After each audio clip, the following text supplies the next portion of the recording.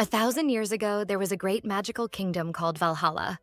In a time when it was natural to possess and use magic, an evil wizard stole a powerful treasure from the first wizard and wanted to use it to destroy the world.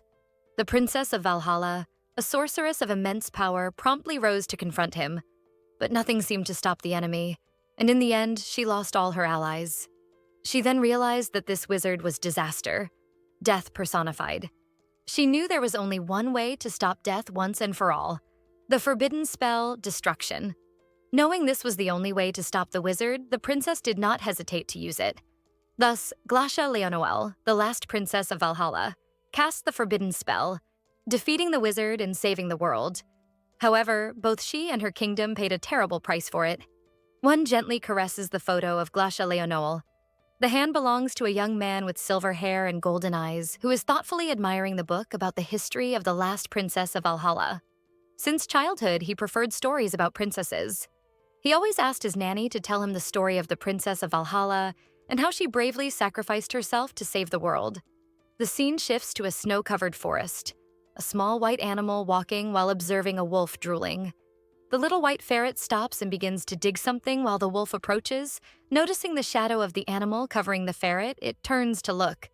The imposing figure of the gray wolf looks curiously at the ferret. As the ferret turns, we discover that the wolf is named Cedric, and he is the leader of the gray wolf pack in the region. Calling the ferret princess, he questions what she is doing. She calmly begins to respond, and upon noticing that Cedric is accompanied, she asks him where he and his pack are going.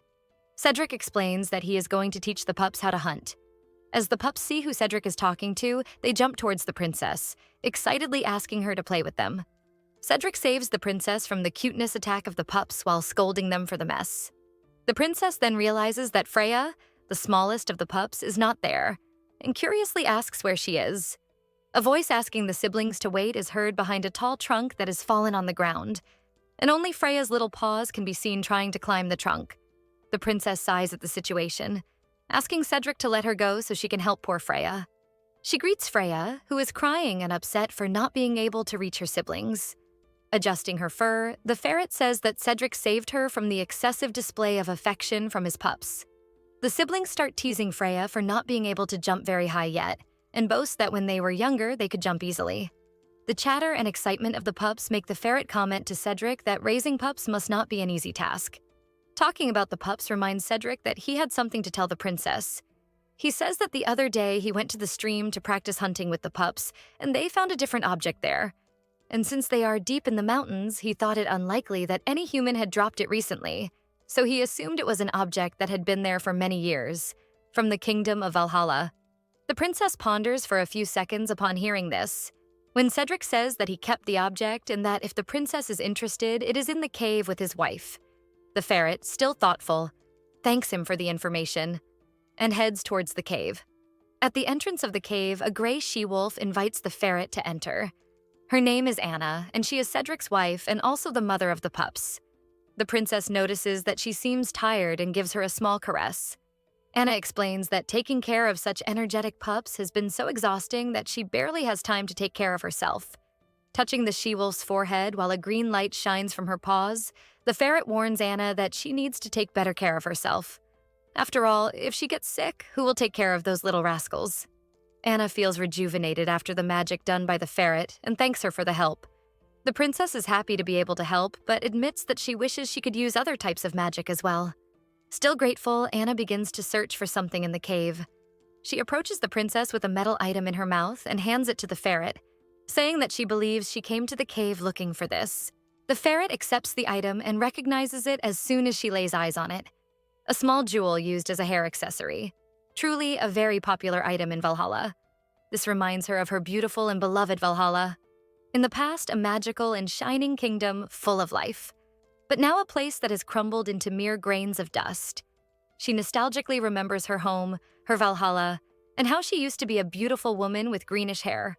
Now we understand why the wolves call her princess, because the ferret is actually Leonol, the last princess of Valhalla.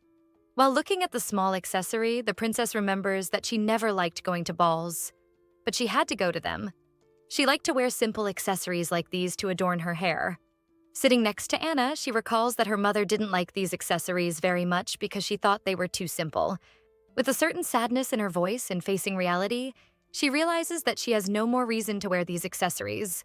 Although she hated going to balls, today she misses them a lot. With a pained and sad expression, she remains silent for a few seconds, realizing the irony of her life. Anna looks at her worriedly. But someone approaches the cave, shouting for Anna. Another wolf named Rhodey arrives hurriedly with an alarming tone. Anna and the princess leave the cave to check what is happening. He informs them that well-armed hunters have just entered the mountains.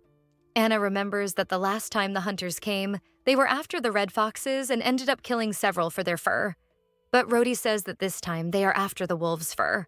Worried and scared, Anna asks what they should do, thinking that fleeing might be the best option for her pups. But the ferret has a much better idea. And with shining eyes, he says that they will make sure the hunters never return to the mountains. Meanwhile, in another part of the mountain, Soaz von Ramaeliel, king of Palarod, rides alongside the hunters. Leonoel asks if they know in which region of the forest the hunters are. The wolf replies that they set up camp at the base of the mountain and must have just started climbing the mountain a little while ago. Pensive, Leonoel believes that regardless of their objectives, the safest thing is to take the foxes and the pups to a safe place. With that, she asks Rhodey to take the foxes to a safe location. While she says that she needs to gather all the wolves of the mountain because she refuses to just watch the animals be attacked again.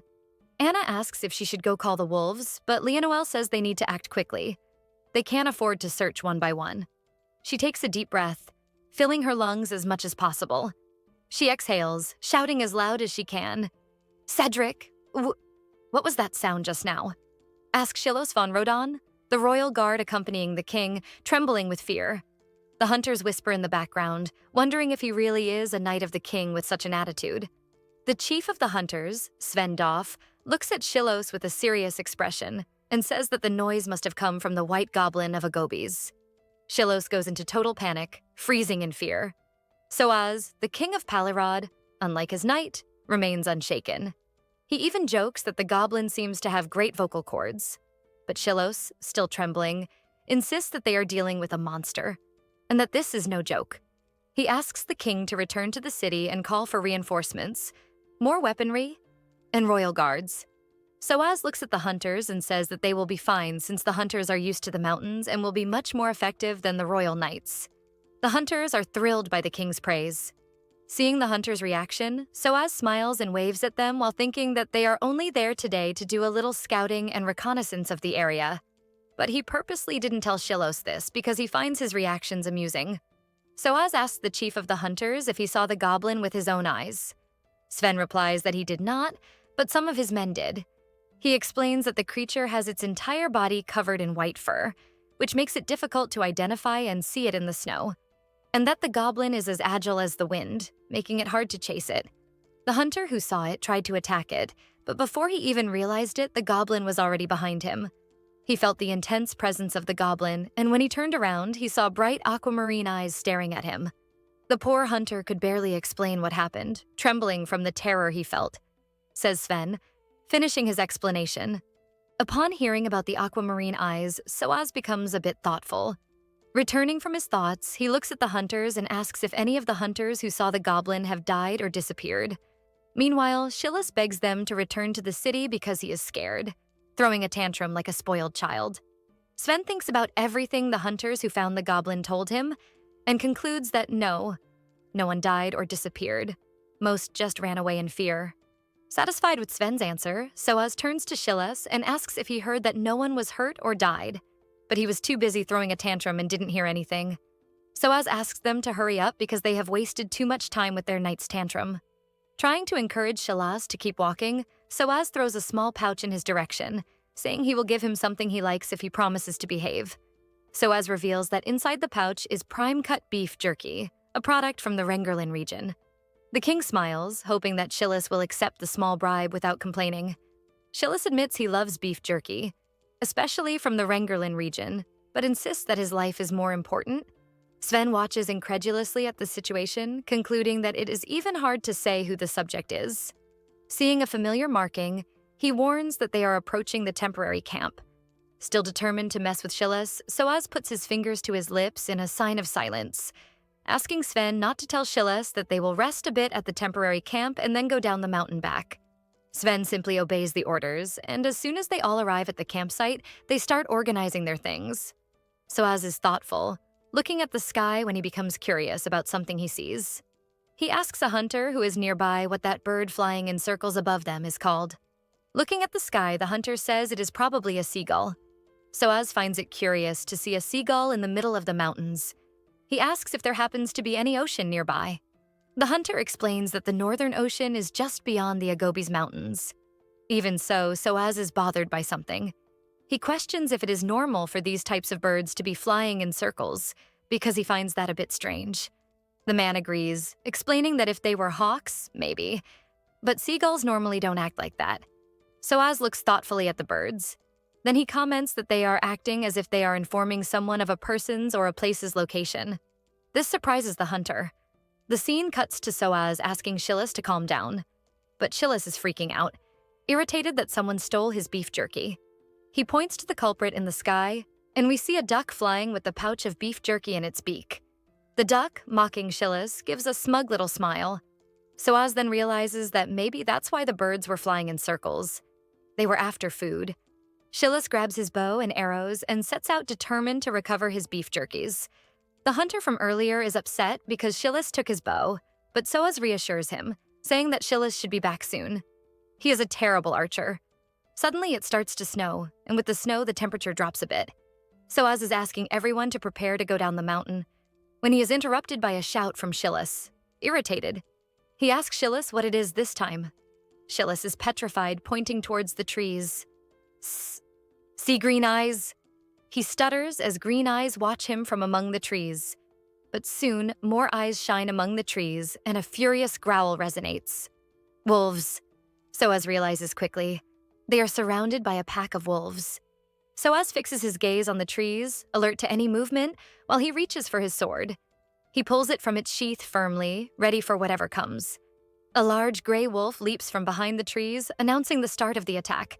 It charges at Soaz, knocking him to the ground, but Soaz, quick, uses the sheath to contain it. The wolf bites the sword sheath furiously. Soaz finishes drawing the blade and, with a precise strike, hits the beast that was attacking him. He gets up, panting, asking if the others are okay.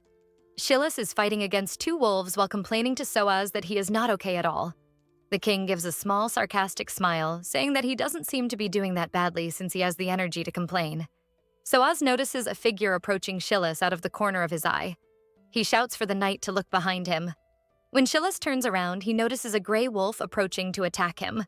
Quickly, the knight attacks the wolf with his sword, hitting it on one side of its face. Soaz, while fighting off the other wolves, finds it strange that his knight is silent and asks if everything is okay. Shillis is scared by what he just realized. He tells the king that something is very wrong. Even with the attacks, the wolves do not decrease in number. No matter how many cuts or arrows they receive, their wounds heal quickly. It's as if they are immortal. Shillis screams, succumbing to the panic of his discovery. The wolves quickly reorganize, ready to attack again. Soon, Soaz and Shillis are completely surrounded. Shillis realizes that, apparently, the wolves are specifically focused on the king. Soaz, noticing the same, wonders why that is. The king remembers an event that occurred a few months ago.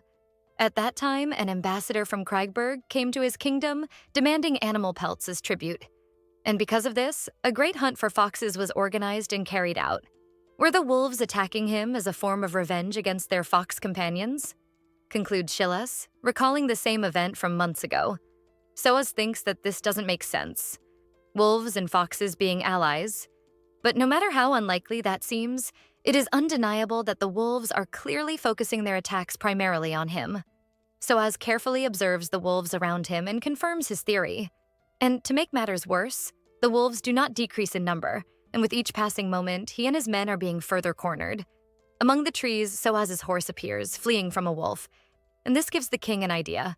With a plan in mind, he orders Shillis to pay attention to what he is about to say. He explains that he will attract the wolves' attention. Meanwhile, Shillis must lead all the hunters to a safe location. But the royal knight finally acts according to his position. He pleads with the king not to do this, as he will end up being killed by the pack of wolves. Soaz explains that they have no other option, and since the wolves are clearly after him, This is their best chance. Shillis continues to argue, offering to lure the wolves instead of his king. Ignoring Shillis, Soaz whistles, calling his horse. Upon hearing the call, the animal gallops towards him. The king grabs the reins as it approaches. With a firm push, Soaz mounts the horse. In a steady voice, he tells Shillis that he is counting on him. As soon as Soaz begins to move away, the wolves start to chase him, completely ignoring Shillis. So Soaz moves away as quickly as possible. He realizes that his plan is working.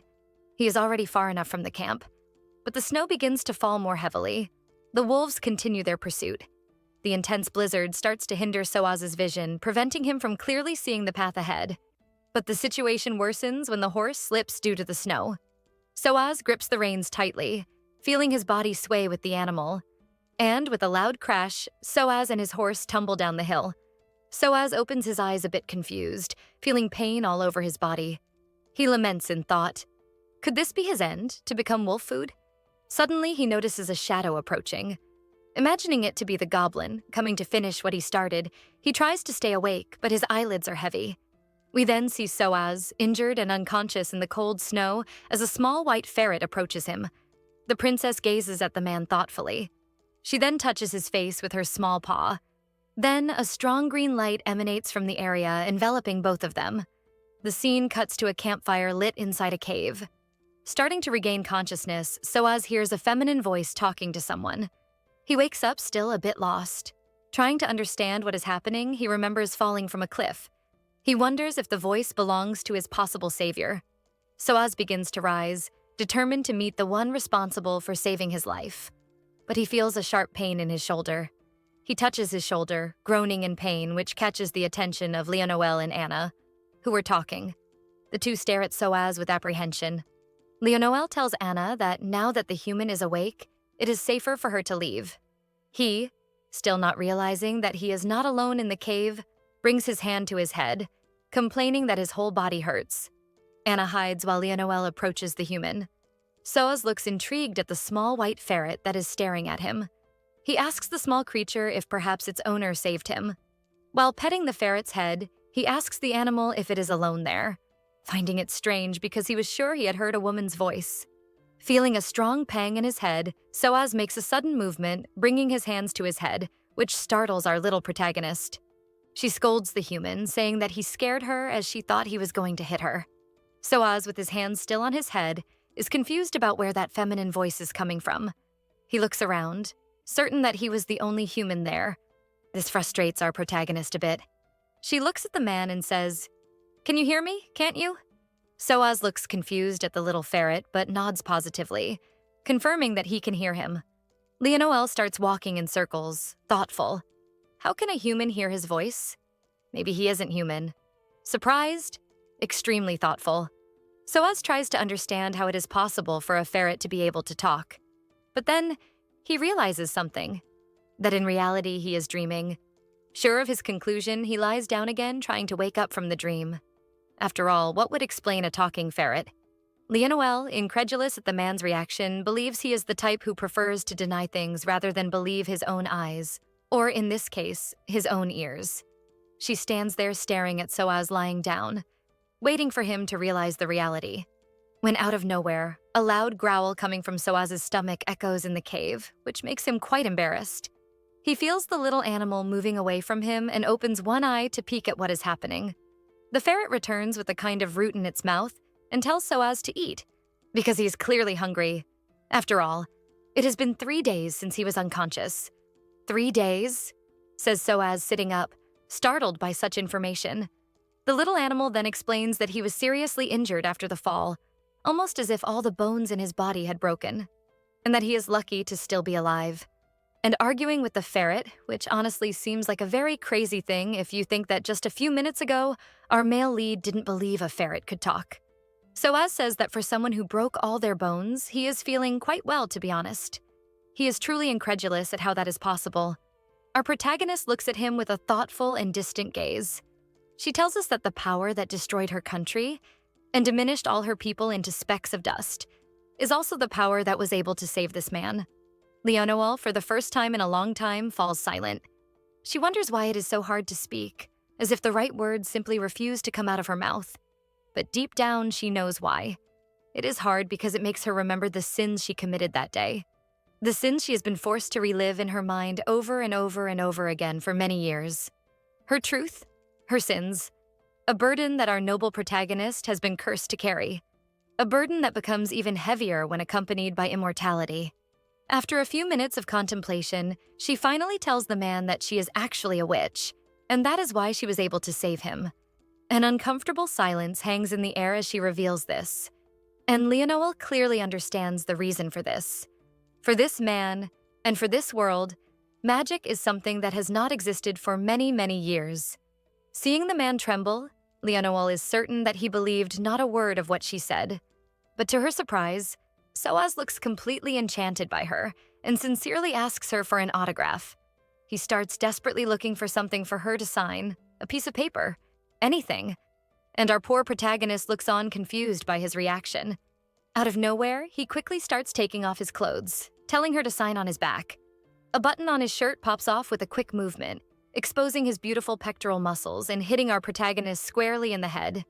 She then starts yelling at him, telling him to stop being silly and that this way, undressing, he will freeze to death. And innocently, he argues that he has no paper for her to sign, and that he needs that autograph. She looks incredulously at him, questioning if he really believes her. And with a cute smile, he says, yes, that if she is a witch, then everything makes sense. In a very realistic way, Soaz says that no matter how much people said that all magic had disappeared from the world, he always believed that one day he would find a real wizard. And with an embarrassed smile, he looks at Leonore and says that he has now found what he had always dreamed of finding. She looks thoughtfully at him. In reality, she knows that magic has disappeared. What actually happened is that humans, afraid of destruction, decided to get rid of it, hiding it away forever. Still analyzing the situation, she notices something and asks the young man why he insists on calling a witch a wizard. Clearly a fan of Suarez, he is delighted to hear the comment. He asks the little ferret if it was really common for them to call wizards sorcerers back in the day. And the little animal seems not to understand what he is talking about. Entering study mode, Soaz explains that recently, he discovered that the official term used back then was sorcerer and not wizard. He continues chattering about historical facts, proud of himself for being a nerd in ancient history. Our protagonist, however, gets a bit annoyed, as she is indirectly being called an elder. After all, to her, it seems like all of this happened yesterday, even though deep down she knows it has been a long time, over 1,000 years since magic disappeared. That no matter how much she wished, there is no way to stop time. Soaz notices that the ferret has stopped talking out of nowhere as if lost in thought. He sits on the ground and looks around, noticing something he had already observed earlier. All the human objects in that cave are ancient relics. Curious, he picks up one of the objects from the ground and wiping off some dirt, he notices an interesting pattern embedded in that object. Recognizing the pattern, he comments to the little animal that she must be a sorceress from Valhalla. Soaz looks excited, saying that out of all his studies on ancient civilizations, the civilization that interests him the most is the civilization of Valhalla, and that he is incredibly happy to be able to meet someone. The young man stops mid-sentence, realizing that something is wrong. He sees the little ferret still silent with a painful expression on her face. But the expression quickly changes, turning darker, with green and water-like eyes shining in the darkness of the cave. Soaz swallows hard, surprised, remembering the words of the chief of the hunters, that if at any moment he sees shining green and water-like eyes, he must run as fast as possible, because such eyes belong only to the white goblin. In a cold tone, she says, "I never planned to save you." And at that moment, Soaz remembers the vision he had while falling off the cliff. The little ferret continues, saying with disdain that humans, including him, invaded the mountains of Agobes, an important place for her, a place that welcomed her when she was lost and alone. And she, more than anyone, knows the wickedness and greed of humans, for she was once human too. She is sure they invaded that forest to hunt various animals again. But unlike her, he does not know what it is like to hear the cries of pain from foxes and other animals that lost their mothers, fathers, and siblings just because of a whim. And that the only reason she saved him is because he is the king of these selfish humans. And only he has the power to put an end to this indiscriminate slaughter. Soaz kneels in front of her, asking for forgiveness. He looks at Leonore seriously, taking responsibility for the misfortune. He acknowledges that his lack of virtue as a king is the true cause, and firmly declares that he will take full responsibility and resolve the situation. Leonore, in a cold and distant tone, says she is relieved that he understood so quickly. She orders him that as soon as he returns to the city, he must never set foot on those lands again. She continued, demanding an end to that meaningless massacre. She declared that she did not wish to hurt anyone, but made it clear that if something like that happened again, she would not forgive. Still bent over, Soaz placed his hand on his chest as a sign of promise and affirmed that he understood and would fulfill what was ordered of him. But he says a bit embarrassed, "If you can't give me an autograph? Maybe a handshake then." Leonore is surprised by Soaz's clueless comment. No matter how clueless the request is, Soaz is serious as he looks at the ferret with a puppy dog look, pleading please. Leonore finally gives in and shakes Soaz's hand. Soaz celebrates the handshake, saying that finally his dreams have come true. Leonore just watches, thinking that he seemed like such a normal person but apparently has some loose wires in his head. Still excited, he thanks the little animal again, promising that he will never wash his hand. And she looks at him, scolding him for not thinking about washing his hands. Soaz then asks what her name is, and convinced that it is better not to reveal her full name, she says he can call her Noel. With a cute smile, he then says that she can call him Soaz. Hearing his name, Noel comments that his name sounds like a perfect name for a fairy. Curious, she asks what the meaning of his name is. A bit embarrassed, he explains that it has no meaning and that nowadays it is not common for people to give meanings to names. Incredulous at how the world has become colder, Leonore remembers that her name was given to her by her mother, and it means elegant green light green. But since she is hiding her identity from Soaz, she believes it is unnecessary to tell him this information. Noticing how incredulous the little ferret was, Soaz comments that the kingdom of Palirod is quite attached to traditions, so many people have names with meanings. Noel is surprised to realize that he is the king of the kingdom of Palirod. She approaches him and gives him light, comforting pats on the leg. This makes the heart of our poor male lead race for a moment, while in reality, Noel seems to only feel pity for him for being the king of Palirod. A very, very long time ago, she heard rumors that a new kingdom had been created in the ruins of Valhalla. Leonore was surprised at the time when she heard about it, as the region had its climate altered as a side effect of the magic used in the battle. And because of this, the region suffered from an almost eternal winter. She remembers thinking that regardless of who decided to create a kingdom there, she feels pity for that person. But she never imagined she would be face to face with the king from there. Feeling a bit guilty, since she was the main culprit for the magic and the climate, she promises to take care of Soaz while he is in the mountains. A few days pass. Still in the cave, Leonore throws a root in Soaz's direction, telling him to eat it. He looks a bit disappointed to have to eat roots once again. Noticing his pout, Noel irritably says that he has no idea how difficult it is to find food in the middle of winter. He argues that he understands, but all he has eaten in the last few days has been roots and tree bark. Noel decides that Soaz's complaint was the last straw. She stands up and starts heading towards him, determined to teach him a lesson. She jumps on him, demanding the root back since he doesn't want it. Soaz dodges Noel's advances, saying he never said he wouldn't eat. Our protagonist is trembling with anger at the young man's ingratitude and audacity. Trying to deal with our protagonist's cute fury, Soaz changes the subject, commenting on why she never eats anything. He noticed that since he arrived, he hasn't seen her eat. This makes Leonore calm down a bit and becomes somewhat thoughtful. Lowering her ears a bit sadly, she says she also doesn't know why.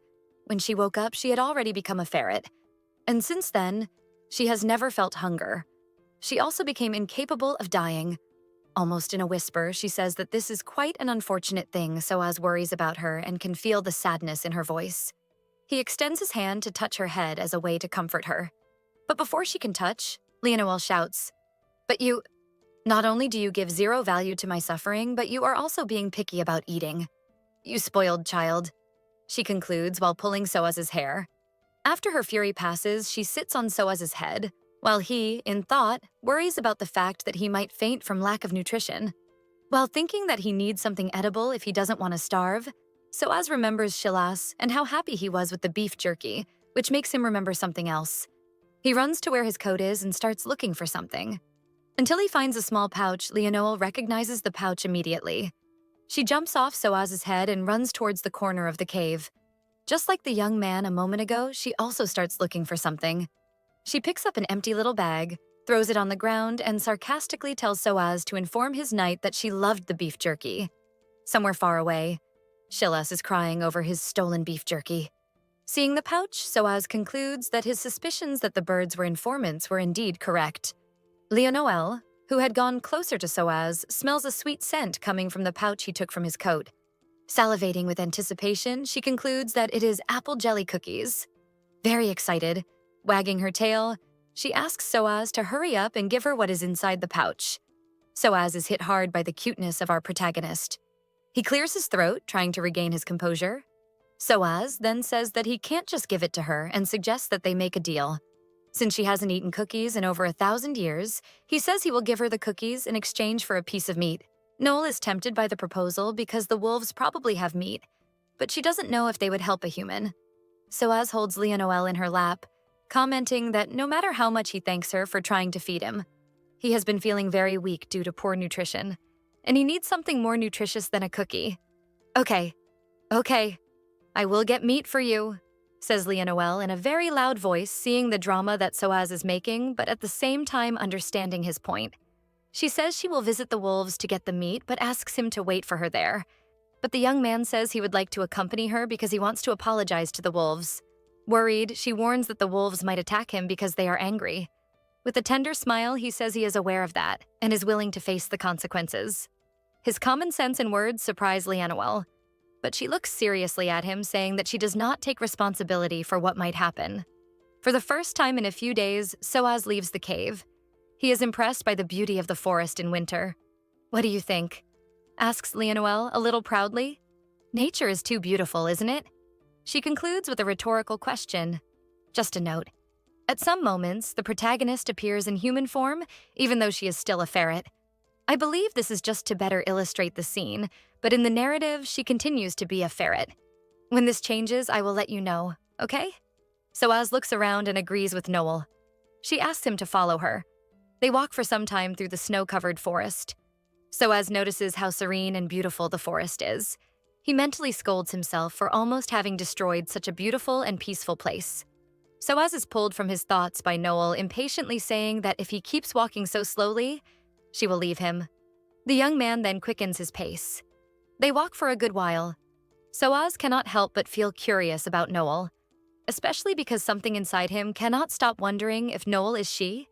The eyes, the name, the relics of Valhalla, everything screams to him that the little ferret that saved him is actually the last princess of Valhalla, Glasha Leonoel. Concluding this, more questions invade Soaz's mind. Why did she become a ferret? Why can he hear her? Why can she only use healing magic? And wasn't it lonely to be alone all these years? Noticing the silence, Noel turns to him and asks if he is so quiet because he is already tired. Still thoughtful, Soaz believes it is not the right time to ask her all this. So in a teasingly comic tone, he says that she keeps calling him skinny, but in reality, he has a nice body if she looks closely. As he says this, he exposes a bit of his chest, teasing her. Ignoring his charm, Noel looks at him worriedly and ignores his charm. Can you read my thoughts? She questions incredulously. Soaz assures her that he cannot, but she was murmuring that he was a skinny weakling for most of the way. The two continue walking, but this time they talk along the way, until something in front of them makes them stop. Cedric appears in front of them, making Soaz surprised to see how big and majestic the wolf is. Growling at the human, Cedric questions Noel, how she had the courage to betray the trust of the wolves by bringing a human there. Cedric shows his fangs and is ready to attack. Leonoel raises her paw, asking Cedric to calm down, because she would never bring a threat close to her pack, and she does not want to ask him to trust the human but to trust her. Cedric stares at Leonoel for a second. He sighs and concedes, affirming that he trusts the princess. After calming the situation, Leonoel turns to Soaz and asks if he can hear Cedric's voice, but Soaz shakes his head negatively. Our protagonist, realizing that she will have to be the interpreter, officially introduces Soaz as the king of humans and Cedric as the leader of the Grey Wolves. She explains that Cedric helped her bring him to the cave when he fell from the cliff. Hearing this, Soaz bows and thanks Cedric while Noel translates everything. With introductions out of the way, she apologizes for asking this, but questions if by any chance he could share a bit of meat with the human. Cedric, still wary of the human, says he can share but still does not trust the young man, that at any moment he could betray the princess and go down the mountain to fetch the hunters. Although Soaz does not understand what Cedric is saying, just his look is enough to send chills down his spine. In defense of Soaz, Noel explains that he wouldn't be capable of doing that she spent enough time with him to realize he is not that kind of person. Leonel's words leave the young man emotional, but when he hears her talking about the foxes, Soaz's expression changes. He knows he was partially to blame for this and decides that he has to try to talk to Cedric directly. Soaz takes a deep breath and then begins to speak. I heard that you are talking about what happened with the foxes. It was me who gave those orders, so I cannot say I didn't know about it. I also know that it is something I will never be forgiven for. But I promise I will ban all further hunting in the Agobes Mountains, and those who do not abide will face severe punishment. I do not dare ask for your forgiveness, but I beg that you give me one final chance to prove that I will never let such a disaster happen again. Soaz finishes his sincere speech and bows to Cedric, listening to the words of the young king.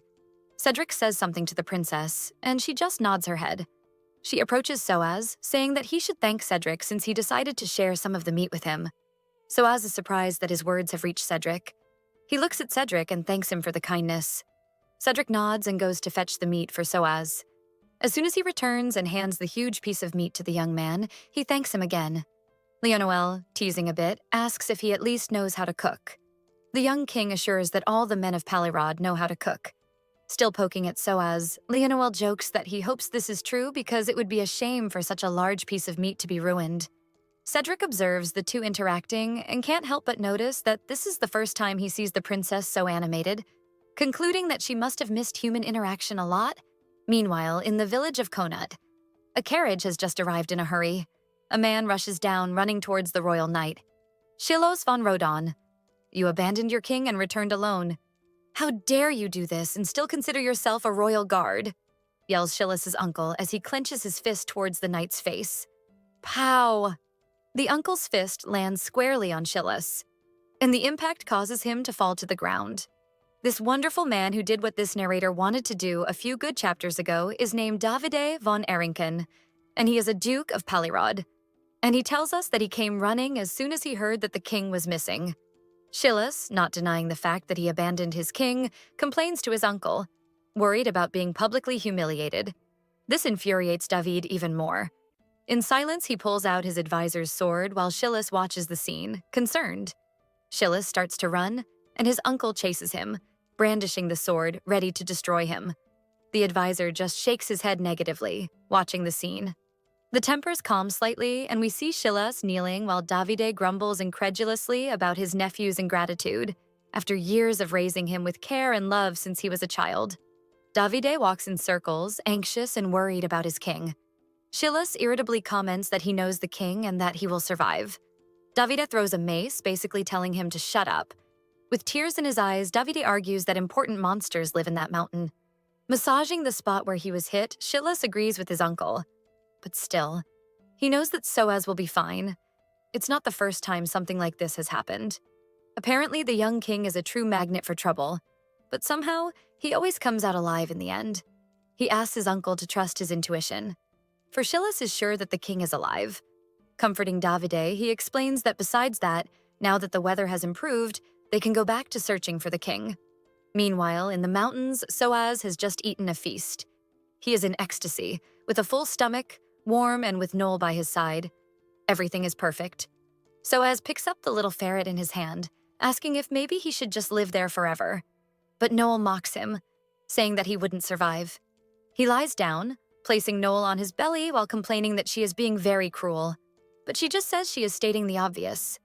The warmth of Soaz's body combined with the softness of his skin makes Noel feel very comfortable. This makes her start to feel quite sleepy. Soaz begins to pet the little animal lying on his chest while asking if he can ask her something. Sleepy and comfortable, Noel says that whatever it is can wait until she wakes up. But Soaz insists, saying it's just a question. Getting a bit irritated with the insistence, Noel asks him to spit it out already. Did you know that only the royal family of Valhalla has aquamarine eyes? He questions. The question makes Noel awaken in surprise. and the two fall silent for a moment. Glasha Leonoel, it's you, isn't it? Soaz questions, breaking the silence. Realizing how shrewd Soaz is and that it would be in vain to deny it, Leonoel simply confirms. Soaz stands up and starts shaking Leonoel's little paws, and she asks what the hell he is doing. With a cute smile, he just says he is happy to have met her. Noel looks at him irritated. She feels like screaming just by looking at his smile. Noticing the irritated aura coming from Noel, Soaz comments that it must be hard to stay angry at him after looking at his angelic face. But this seems to irritate Noel even more, causing her to pull her paws from Soaz's hands, giving him a slap in the process. Sad, he questions if it's really that bad that he knows her. Trembling with a mix of anger and anxiety, Leonoel tells Soaz that of course it's strange. After all, it's been 1,000 years since she destroyed Valhalla and erased her existence along with the kingdom she loved so much. And there shouldn't be any trace of her existence in these lands. Grabbing her paws again and spinning in animated circles, Noel says he saw a painting of her. Leonoel is surprised by this, wondering if perhaps he found it in another country. Soaz explains that some ruins of Valhalla still exist in the far north of Palirod, in a region where there is no winter and the warm, humid spring flourishes. He recalls that the first thing he did when he became king was to go to that place. And he remembers being surprised by the heat, by the greenery, and by the beautiful flowers, the ruins of Hydron, the capital of the ancient kingdom of Valhalla, the only place where magic still exists. He knew he needed to see the place of the stories he heard as a child, a place that, having never seen, he had already learned to love, just like magic itself. Soaz is pulled from his nostalgia by Leonoel's surprise at knowing that ruins of Valhalla still exist. He smiles at her, confirming it, which leaves her even more perplexed. Fondly recalling, he explains that a large part of the city was destroyed, but half of the Hymidian library remained intact. The basement, in particular, is a place that held many books, and it was there that he found the portrait of Leonoel. And thanks to that library, he was able to research and study a lot about Valhalla. While Soaz speaks, Noel seems not to be listening. She appears to be lost in thought while sounding cold, realizing that if there are ruins, then it means the destruction failed, that her magic didn't work. She denies this thought. It can't be true because if it is, and the magic failed, then it means she destroyed her own country for nothing? Is this the price I have to pay for using forbidden magic? Leonoel questions in her thoughts. Meanwhile, Soaz, concerned, waves his hand in front of her, trying to bring her back to reality. But Noel's mind is racing, being forced to stay trapped in this useless little ferret body, and forever having to witness the sins of her failure. In despair, she concludes that this is a curse. Overcome by pain, she wishes she could disappear at that moment. Meanwhile, Soaz, seeing the small animal trembling in fear, picks her up in his arms, not understanding what is happening. He thought she would be happy to hear that something from her kingdom still exists. Why does she seem so scared? He strokes Noel's head while trying to calm her, telling her to relax, that everything is okay, and he didn't mean to scare her. But his attempt seems in vain, as the little ferret continues to tremble in his arms with a distant look. In her thoughts, Noel realizes something. If the magic failed, then he might be alive. She remembers the image of the wizard she sacrificed everything to destroy. Noel knows that if he is alive, there would be no chance this world would be so peaceful. She concludes that maybe this means she hasn't completely failed. And this gives her a bit of strength to compose herself. Swallowing hard and trying to ignore the tightness in her heart, Noel comes back to herself and jumps off Soaz's lap. And he, concerned, asks if she is okay, explaining that she was trembling a lot and he was scared to see her like that. Noel only responds with a dry, "I'm fine." Changing the subject, she asks the young king what the state of the Hymidian library is. Soaz replies that perhaps because of the magic, the books are in good condition. Noel sits on the floor, thoughtful about Soaz's answer. He sits next to her, asking if she would like to go to Hymidian. She quickly says yes, that she is curious to see what kinds of records are there. Upon hearing this, Noel begins to comment on something he just remembered, but then pauses mid-sentence. Trying to disguise it, he says that it's actually nothing. But Noel, noticing that he is hiding something, she looks at him with a serious expression and asks him what he did. Avoiding eye contact, he comments that maybe she will be angry with him. Hearing this, she presses him further to speak. Soaz begins to explain that he was worried about the precious books. "You don't tell me that," Noel questions anxiously. Soaz continues explaining that he took all the books to the castle just to ensure that nothing would happen to them. Noel is shocked and questions, "All the books? You took them all?" He said he took all that were in good condition. Sadly, some were quite destroyed. Noel asks how many books exactly he took. With a carefree smile, he replies that it was 100,000 books. "You are crazy," Noel screams in surprise. She cannot understand how he managed to move so many books. He can't even use magic. Teasing her a bit, he retorts that she can't either. On the defensive, she replies that she can heal. Soaz then explains that the ruins are not very far from the castle, so it wasn't that difficult for the soldiers who carried the books to the castle. Incredulous, Noel says that he really is something. Soaz blushes and thanks her for the compliment, but she quickly huffs, saying it wasn't a compliment. Returning to the subject, Noel asks what types of books were in the library. Thoughtfully, he replies that most were basic theoretical books. For example, books that explained how to draw magical circles. It seems he didn't find that, thinks Noel. Still thoughtful, she concludes that if the basement is still intact, then that might be there. Only with her body unable to use magic properly, she might not be able to open the way. She knows she needs to try, as she believes that it might be able to end her miserable existence. Determined, Noel asks Soaz if she can do her a favor. He gives a confident smile and kneels in front of Leonoel, showing that he is ready to serve her. She extends her hand, helping Soaz to stand up. And looking directly into his eyes, she asks him to take her to Hymedion. Soaz gives a confident smile, showing he is very happy to be able to help the princess of Valhalla.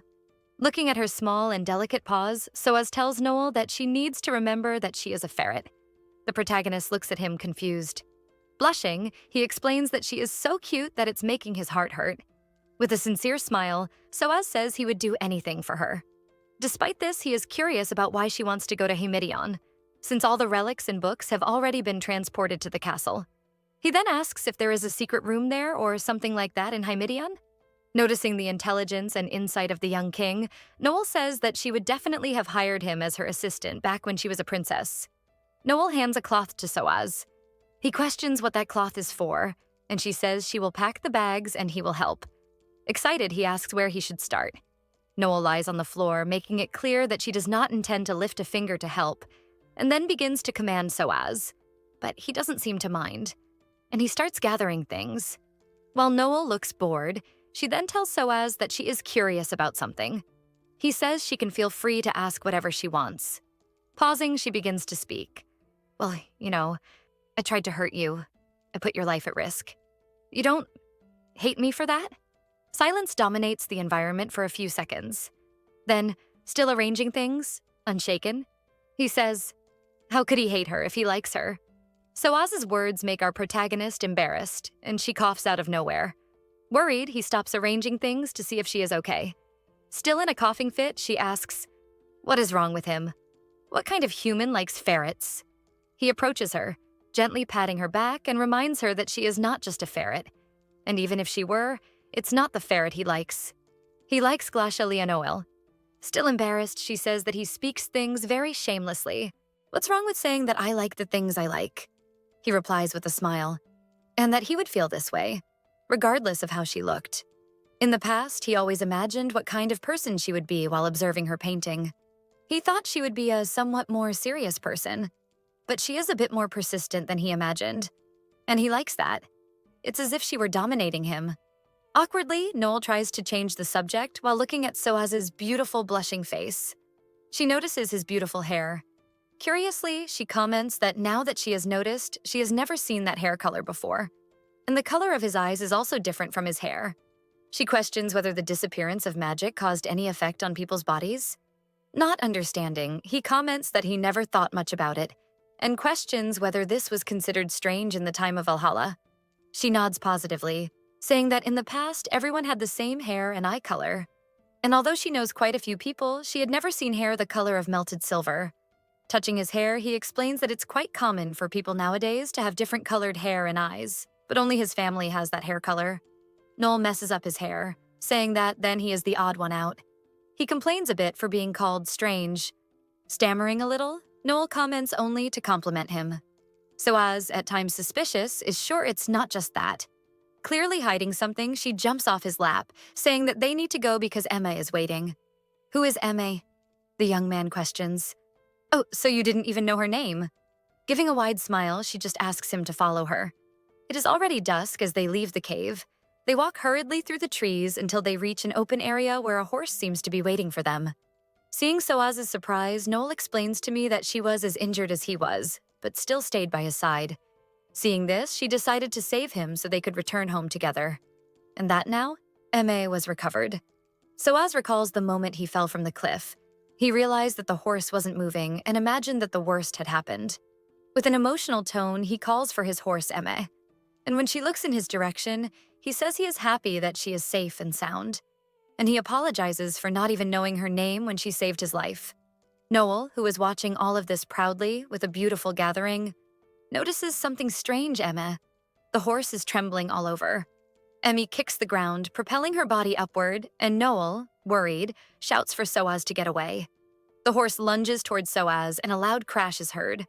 The horse lunges towards the young man, and soon after, a loud crash is heard. Soaz barely manages to dodge the horse, but Eme remains agitated, thrashing and stomping in place. Trying to survive the stomps, Noel looks breathlessly at the animal, angry, saying that this reaction only shows how ignorant that animal is. But upon observing the horse more closely, in reality, Eme is extremely emotional because her master called her by name. Realizing this, Noel takes a deep breath and then shouts for Eme to calm down. And then the horse stops her celebratory dance. Eme apologizes, saying she got too excited and let herself get carried away. She remembers almost hitting Soaz.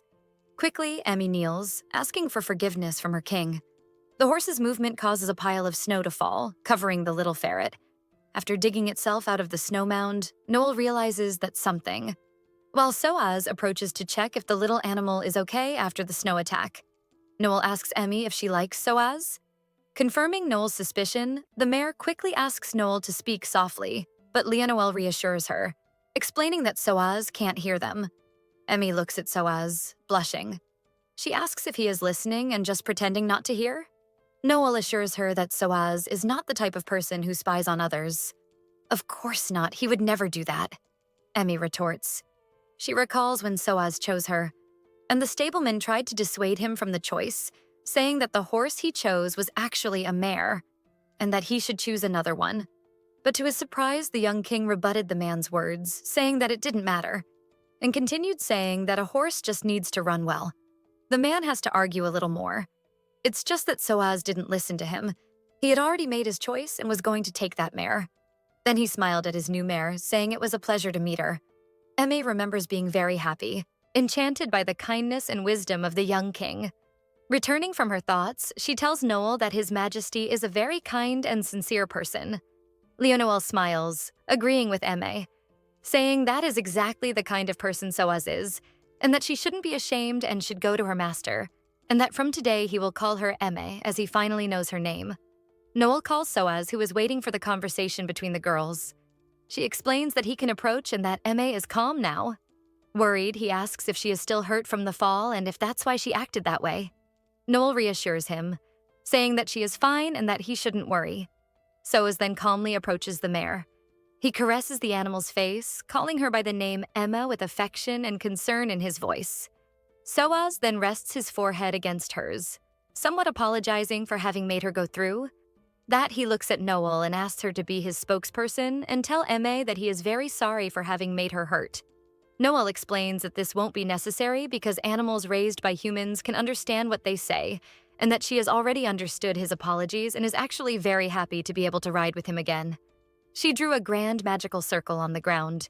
The young king sighs, slightly irritated, asking if he needs to take off his shirt again so she can see his muscles.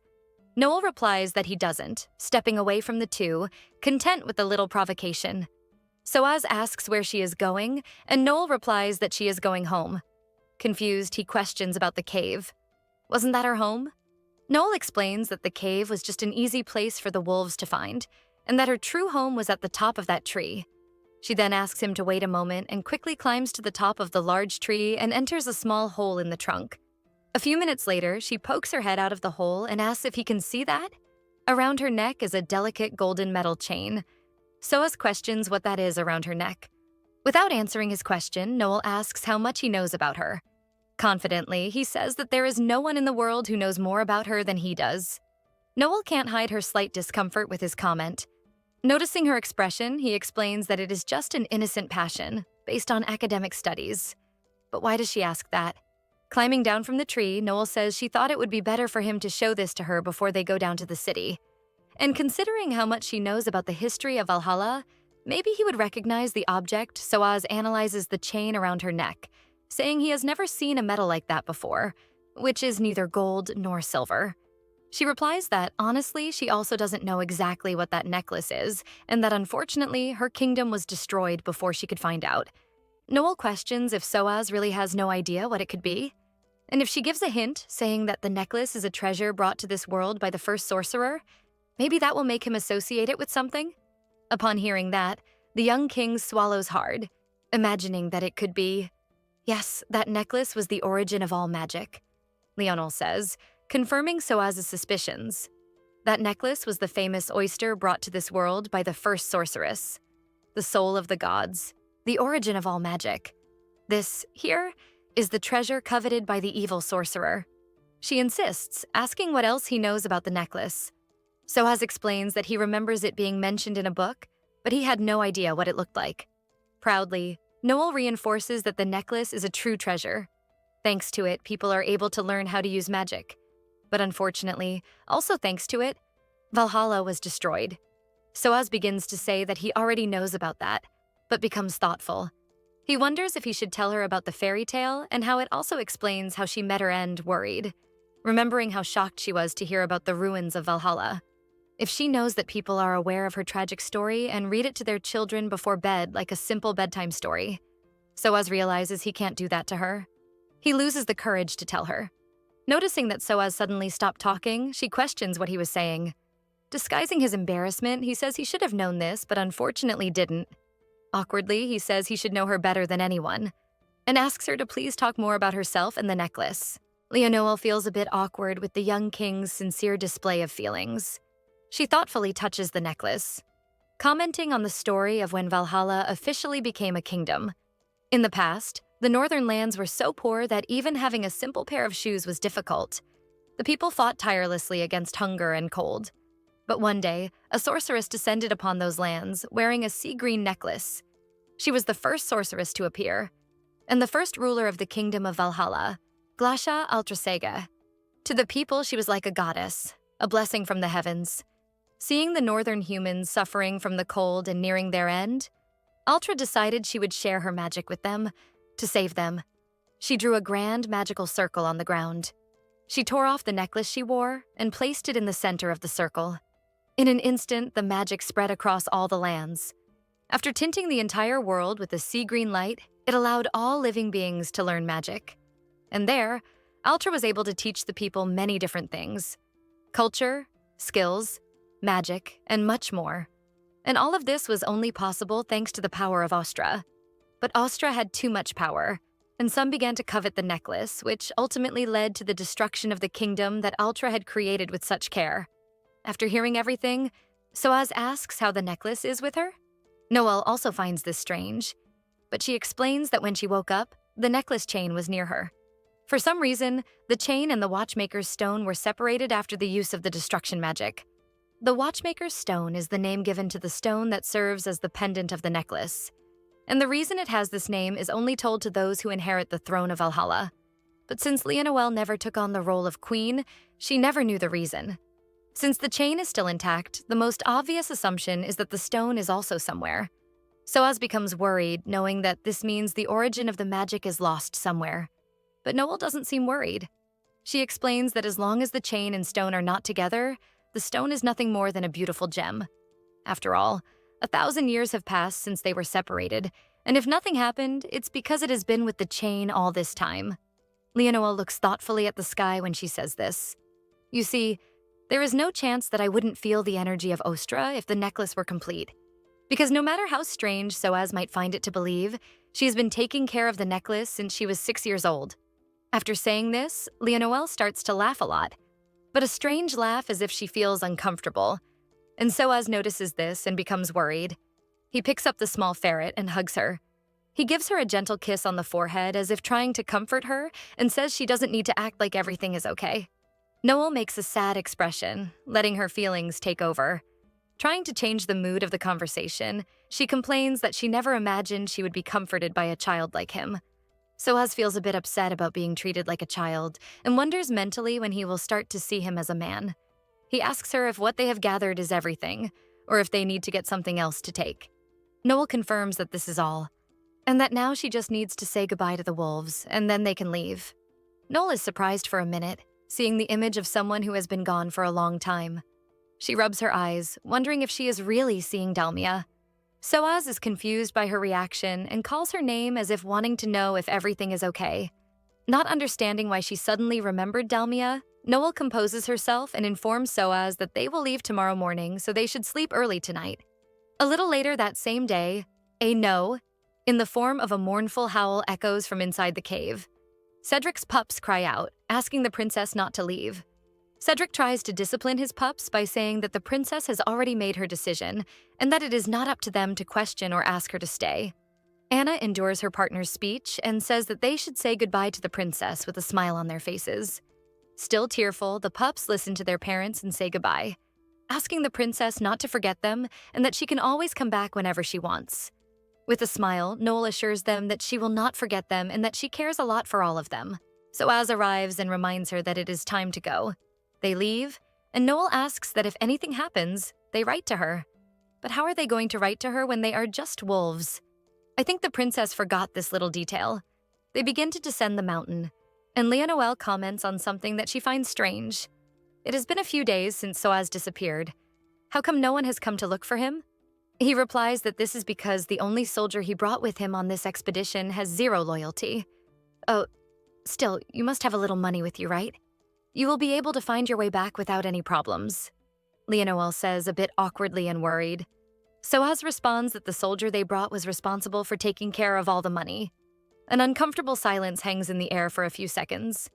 Noel breaks the silence, worried if Soaz will really be okay returning to a kingdom that did not send anyone to look for him. And if he wants, they can return to the top of the mountain. Soaz explains that aside from Shilas, all his other subjects are loyal. Noel does not seem very convinced, certain that by now the news of the king's disappearance must have reached the castle. A bird quickly approaches the two, informing the princess that an emergency is happening, and that she must return as quickly as possible to the mountains. Noel, surprised, asks the bird what is happening, and it explains that an army of armed men is climbing the mountain. What? Noel questions in panic. The bird continues, saying that the worst part is that Cedric decided to confront the army. He ordered the bird to help him gather his pack so that together they could go after the humans. Leonore gets irritated with the terrible timing of things, and poor Soaz watches, not understanding what is happening since he cannot hear what the bird is saying. Noel orders Soaz to mount Emme because they need to go quickly, and she will explain what is happening on the way. Emme gallops quickly up the mountain. Soaz, after being informed of what was happening, is impressed by the number of soldiers, and Noel says she believes they are probably looking for Soaz, and that the one leading the army is a robust and older man. Hearing the description, Soaz deduces that it is Duke Arrington who is the leader, which is concerning because he tends to be a bit extreme when it comes to the king. So if he ends up finding the wolves, Soaz does not have the courage to finish saying what will happen if the Duke is not stopped.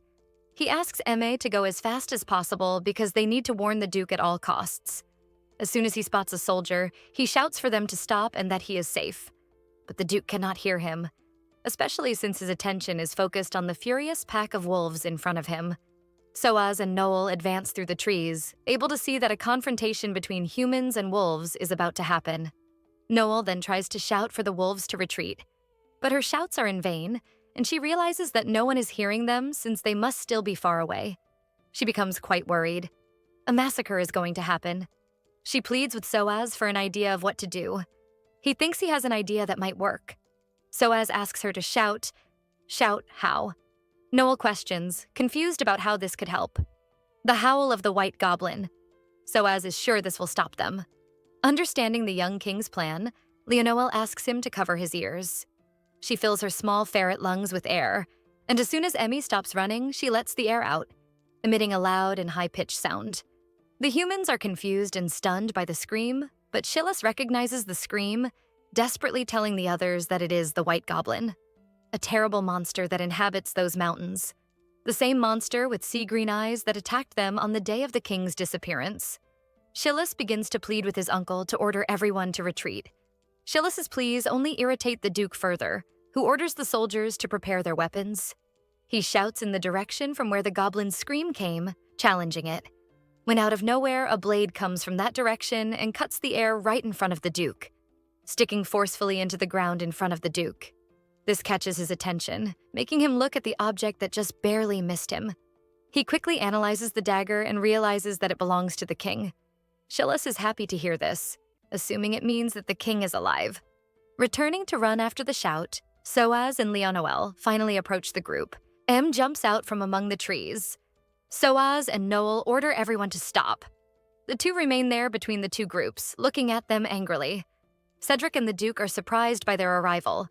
Noel dismounts from the horse and begins to walk towards the wolves. Soaz follows him. The Duke gets excited, certain that now that Soaz has arrived, the fight will be easier until he realizes that the king is heading towards the wolves, and this surprises him. Soaz in front of the pack asks the soldiers to lower their weapons and show respect. The Duke questions, saying that the wolves tried to harm the king. He probably knows this from what Shillis and the hunters reported. Cedric shows his fingers to the Duke, retaliating against his hostility. Soaz takes a more incisive stance, saying that what he said is not a request but an order. The Duke hesitates for a moment, but then drops his sword, obeying his king's order. Cedric, observing this, comments to Noel that she was indeed right, and Soaz really seems to be the right person to put an end to their problem with the humans. Noel boasts a little, questioning if she has ever been wrong. "Truly, princess, you have never been wrong," says Cedric with a smile. She pokes her old friend, and observing things calming down, she reminds Cedric that now that everything is peaceful, she needs to go. Leonoel, with a warm smile on his face, stated that there was no need for a second farewell. She asks him and his pack to take care, and that she will always be thinking of them. Cedric realizes that the princess really does not intend to return to the mountains. She seems to have finally found her path. But for a long time, she was the protector of Agobis, the immortal princess who defended those in need. Cedric and all his pack bow in respect to Leonoel, a way of saying goodbye and thanking her for everything she did for those mountains and the animals that live there. The scene cuts to the next day. A man hammering something. A man hammers something. A sign in the village of Kunut being put up by royal order while some villagers watch curiously. They approach as soon as the sign is finished being placed. The sign says that the White Goblin was severely injured and therefore hid deep in the mountains, all thanks to the brave soldiers of the kingdom. But he is still alive, and we cannot guarantee that the mountains are safe. Therefore, we will immediately close all hunting camps and prohibit all entry into the mountains of Agobis. "Oh, frankly, you dare describe me as a monster," says Noel, a bit irritated. Soaz explains that he only did this because it was the best way to keep people away from the mountains. But the little ferret does not seem convinced. She questions what will happen to the hunters. Will they really respect a warning? After all, they lost their jobs overnight. Soaz explains that since he was already starting another project, he decided to give the hunters a new job. He needed strong men, so it ended up being a good opportunity. With a smile, he simply replies that the kingdom of Palarod needed something to export. After all, Kryberg demanded furs as tribute. But that was not a real tribute, just an excuse to cover up something else. The furs were hard to come by and were not a sustainable resource. Thus, at the moment, they could no longer meet the demands. Soaz pauses his speech and looks at the knife in his hand. He then plunges the knife into his portion, waiting for one of the meals. Leonoel gets irritated to find out that the country of Axokis asked for animal skins for this reason. She remembers that in the past, the country of Axokis loved peace. Incredible that a country that loved peace and knew how to value the land did something so disgusting. Soaz comments that he does not know why. But the country of Axokis has always coveted the ruins of Valhalla. Knowing this irritates our protagonist even more. But all the commotion and movement of the carriage makes her feel nauseous. And, well, she puts everything out, if you know what I mean. Soaz helps her, placing her on his lap and begins to stroke her soft fur. Rocking her like a baby, he scolds her for fidgeting so much and ending up feeling nauseous. Still a bit dizzy, she comments that if she could use magic, they would have arrived already, and she wouldn't have felt unwell. But unfortunately, she is just a little ferret. Trying to cheer her up, Soaz comments that thanks to the roads built by Valhalla, they can reach the kingdom faster. While holding her close to the window so she can observe the landscape, he mentions that he has plans to start his own paper production business, that thanks to a book he found in Hymedion, he can start everything. He learned to make paper from trees after reading about the technique in one of the books. If he could produce paper on a large scale using wood instead of animal leather, he could become rich. More than that, he believed that this way he could end hunger in the north. In this way, she and Valhalla would be the reason why many lives would be saved. Leonore feels emotional upon hearing this. It's good to know that she is saving people, even if indirectly. Happy that his words have touched the princess, he looks outside, realizing they are already approaching the castle entrance. "Welcome to Palirod," says Soaz happily.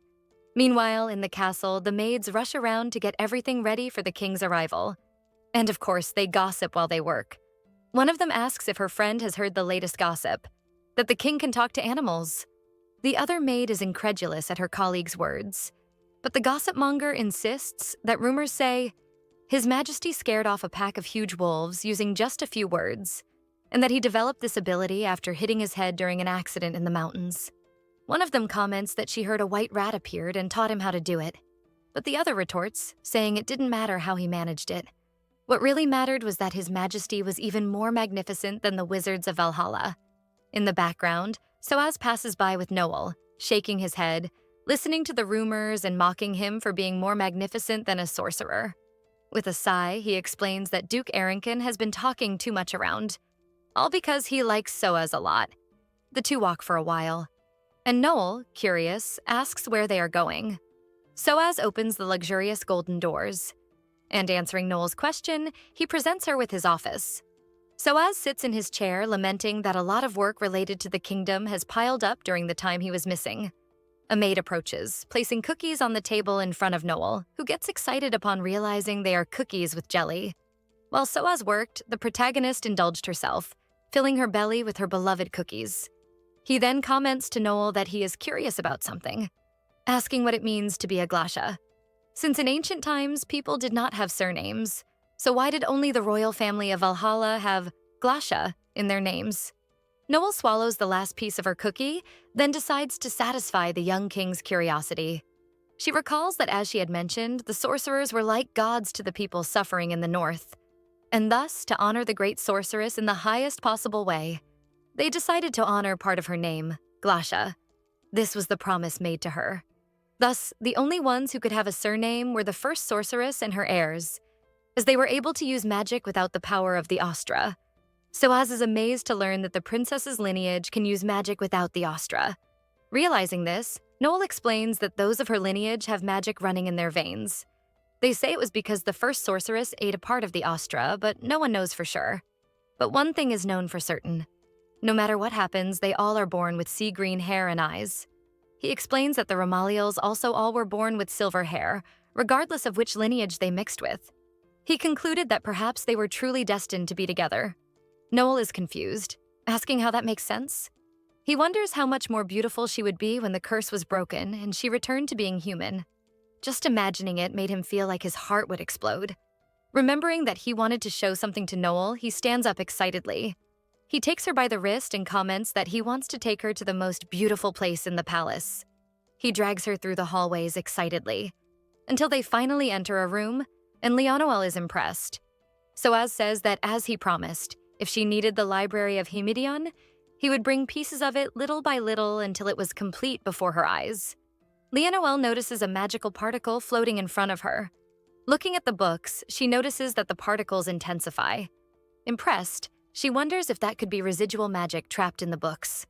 As she climbs the spiral staircase, Soaz explains that on the first floor are books about magical circles. On the second floor, books with medicines to use in battle and magic spells. And on the third floor, more varied books that are still being cataloged.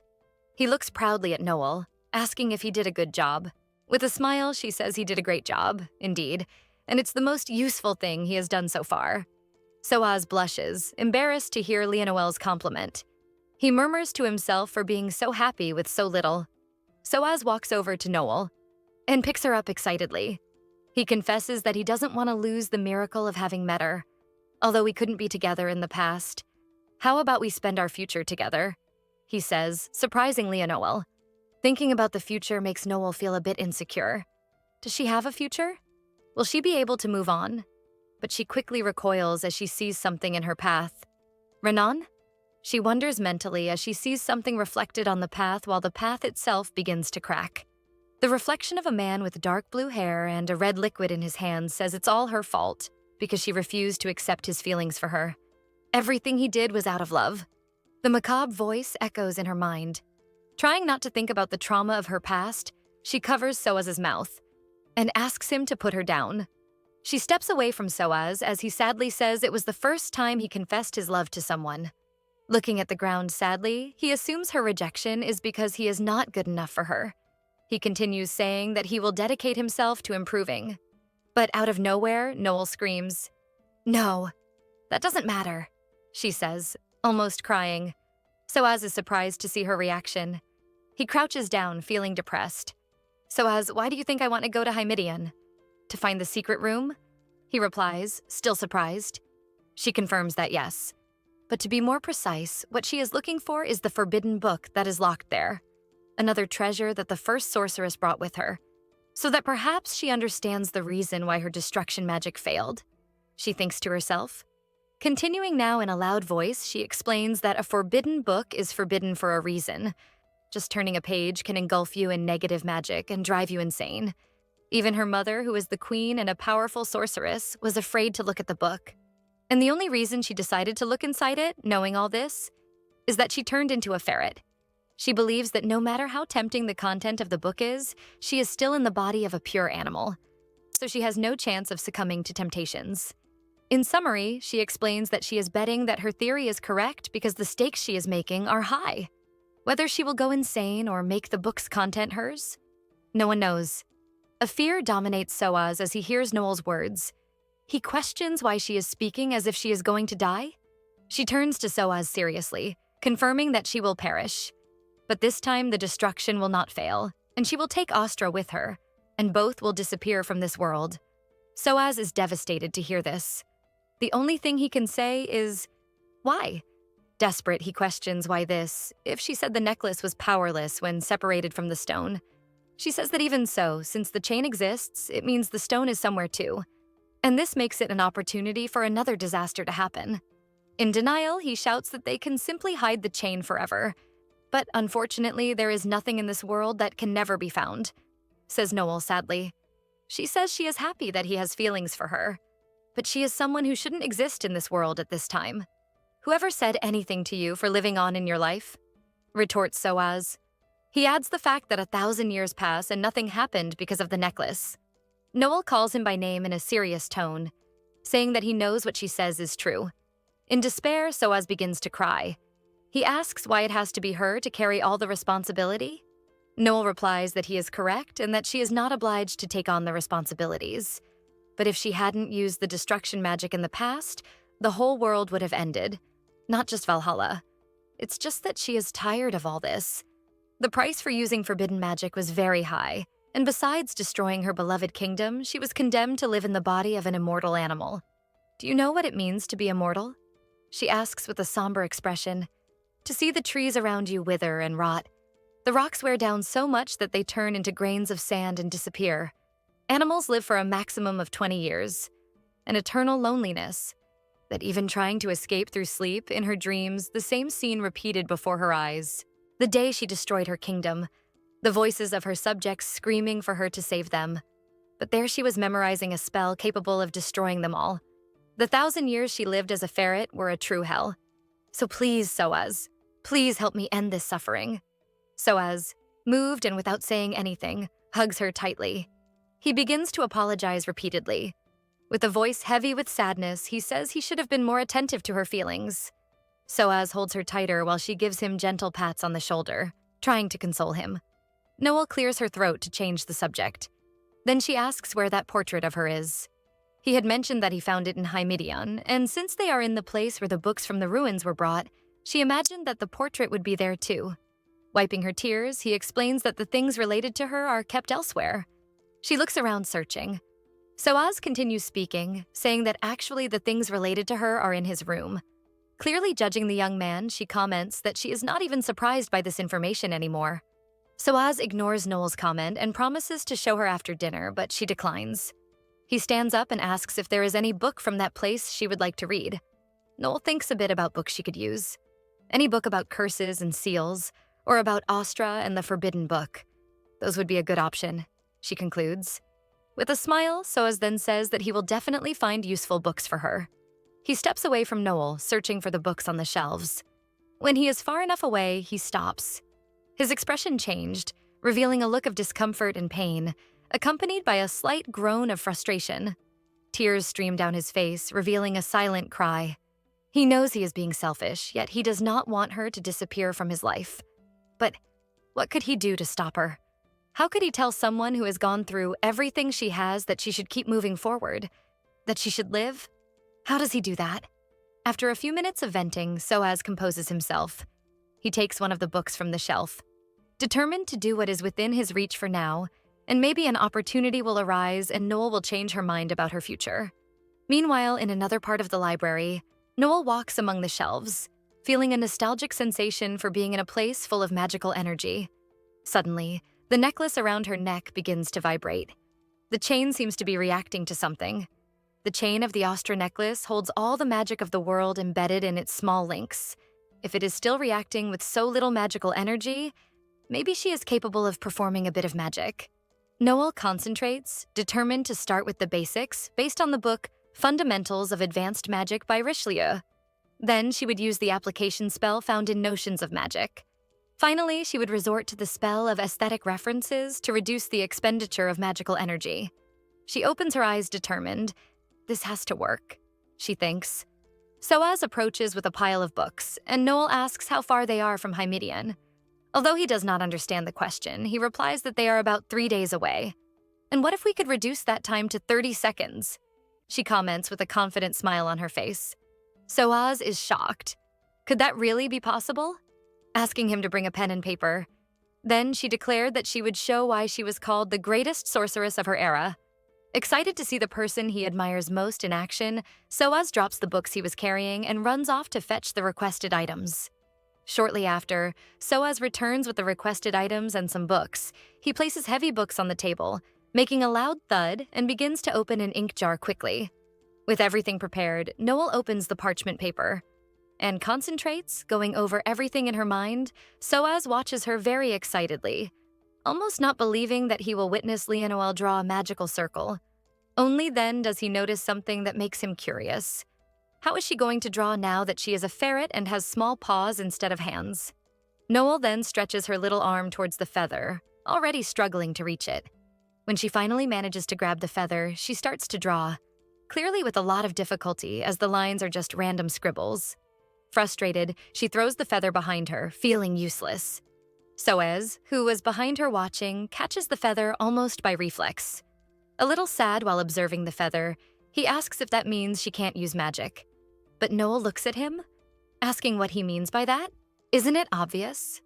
You're going to draw the magic circles for me, she says, as if it were the most obvious thing in the world. Soaz is completely surprised and perplexed by what he just heard. How am I going to draw a magic circle? If I can't use magic and have never done this before. Despite Soaz's concern, Noel tells him not to worry because as long as he follows exactly what she says, everything will be fine. Even so, he doesn't seem very confident. She then taps her paw on the stack of books, saying that everything will be fine because he has everything they need right there. Okay, let's get started, says Noel, clearly excited while Soaz maintains an expression of insecurity. Without wasting any time, she begins to instruct Soaz to draw a triangle in the bottom right corner, then to write the phrase on the third line and also to copy a shape from the book. The young king tries to keep up as best as he can, but Noel, probably due to her excitement, gives orders one after the other and very quickly, until she stops at a specific page of one of the books, asking Soaz to pay close attention to that part. The water droplets, the number 11, and the magic circle that consists of a circle with a sun in its center. Smiling, she continues explaining that the water droplet was the symbol of magic and its essential element. Just as a plant needs water to grow, magic also needs its fundamental strength to exist. That's why they are drawing it first, right at the base of the drawing. Now that the base has the flow of magic, it needs pillars to support the circle. And that's where the number 11 would come in. It will serve as a pillar to support the magic circle. Very excited, she continued saying that both the water droplets and the number 11 were present in almost all magic circles, forming their fundamental base. Then, she pointed to the drawing and explained that the circle and the sun were the most important factors at that moment, as they would determine the location of the spell. Soaz, attentive, followed her instructions and made the strokes as she asked. Noel reinforces that without the circle and the sun, they could end up being teleported to the middle of the ocean, for example. Observing the joy on Noel's face and in her words, Soaz clearly realizes that she seemed to be having a lot of fun. Perhaps it was the first time he had seen her so animated since he met her. Without thinking much, he ends up commenting, "Noel, you really love magic, don't you?" But she doesn't say anything in response to that. Instead, she calls Soaz's attention for having stopped drawing, saying she didn't see his hand moving. Startled, he quickly returned to work. And with a firm movement, he draws the last line of the circle with the sun in the center, completing the magic circle. Noel looks at the drawing proudly, saying that this was the teleportation magic circle with energy conservation, a technique created by Glacia Leonil. Soaz also seems proud and relieved that Noel appears satisfied with what he drew. 3 days later, in Soaz's office, we hear the sound of a pen writing frantically. He and the Duke are discussing matters of the kingdom. It seems that Soaz is getting as much done as possible since he will be absent for a few days on a small mission with Noel. "But, Your Majesty, will everything be all right?" questions the worried Duke. Soaz replies that the foxes that survived crossed the border near Shulapa, so there is nothing they can do now.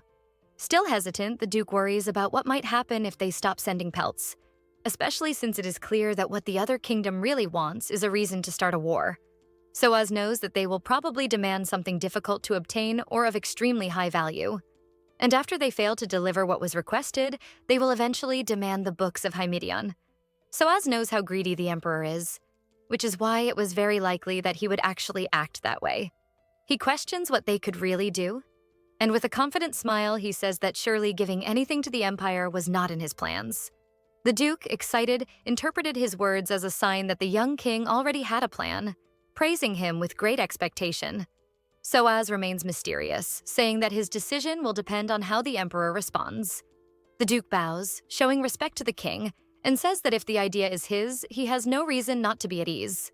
He also comments that as Her Majesty had requested, he limited all entries to the library in the last 2 days. Soaz thanks the Duke, congratulating him on his efficiency, and returns to work.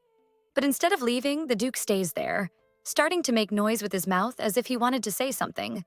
This ends up catching the king's attention. Soaz asks what he wanted. The Duke then expressed his concern, reminding him that it had only been 5 days since the king had returned after disappearing, questioning whether it was really safe for him to leave the castle again. But to the Duke's surprise, Soaz informs him that he is not going anywhere. Curious, he asks why the king limited entry to the library then?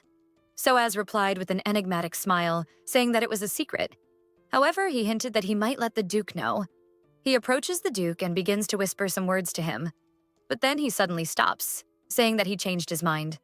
The poor Duke becomes frustrated, commenting that he was almost telling him what it was.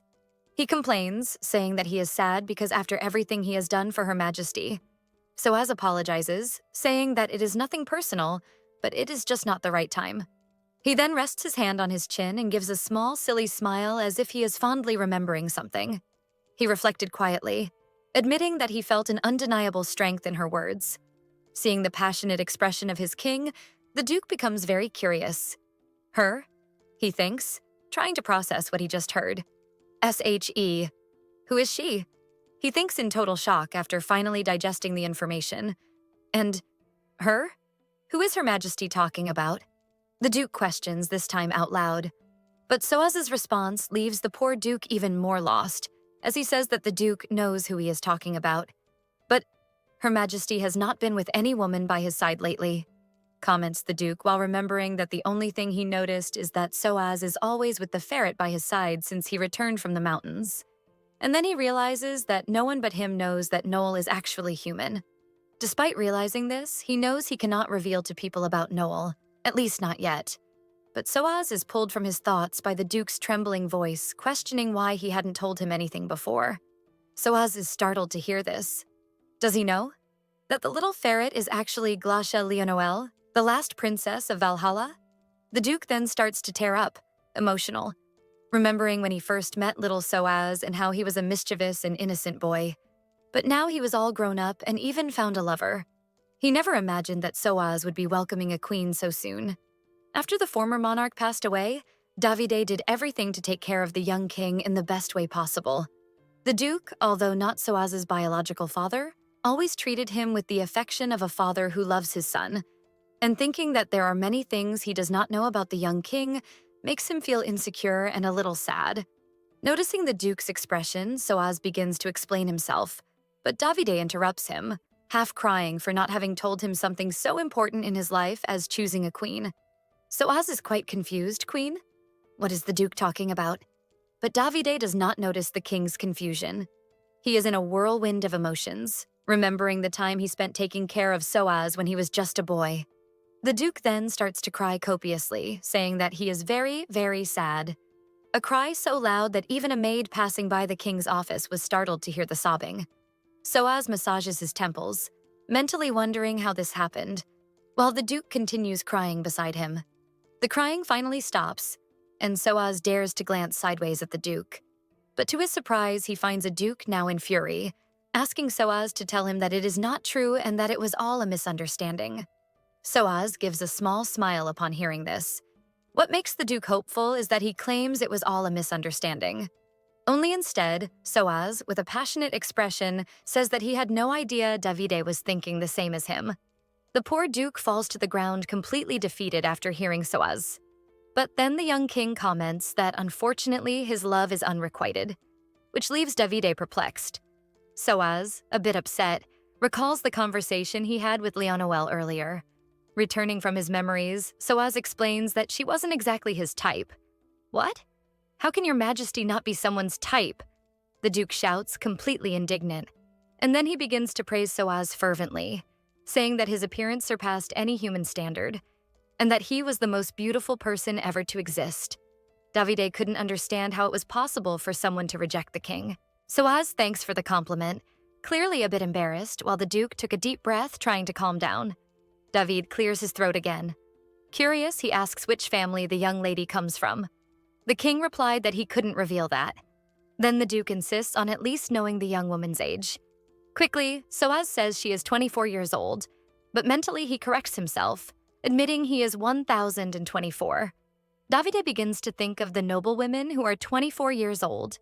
While the Duke was getting carried away by his own conclusions, Soaz just smiled, revealing nothing. The Duke starts to get worried, thinking that perhaps the young king might be in love with a committed woman. But Soaz comments that this would be impossible. If not for that, then why would anyone reject your majesty? Says the Duke, with curiosity eating away at him inside. Soaz, for his part, says there was nothing to be done as the woman he was talking about was greater than any queen of any nation.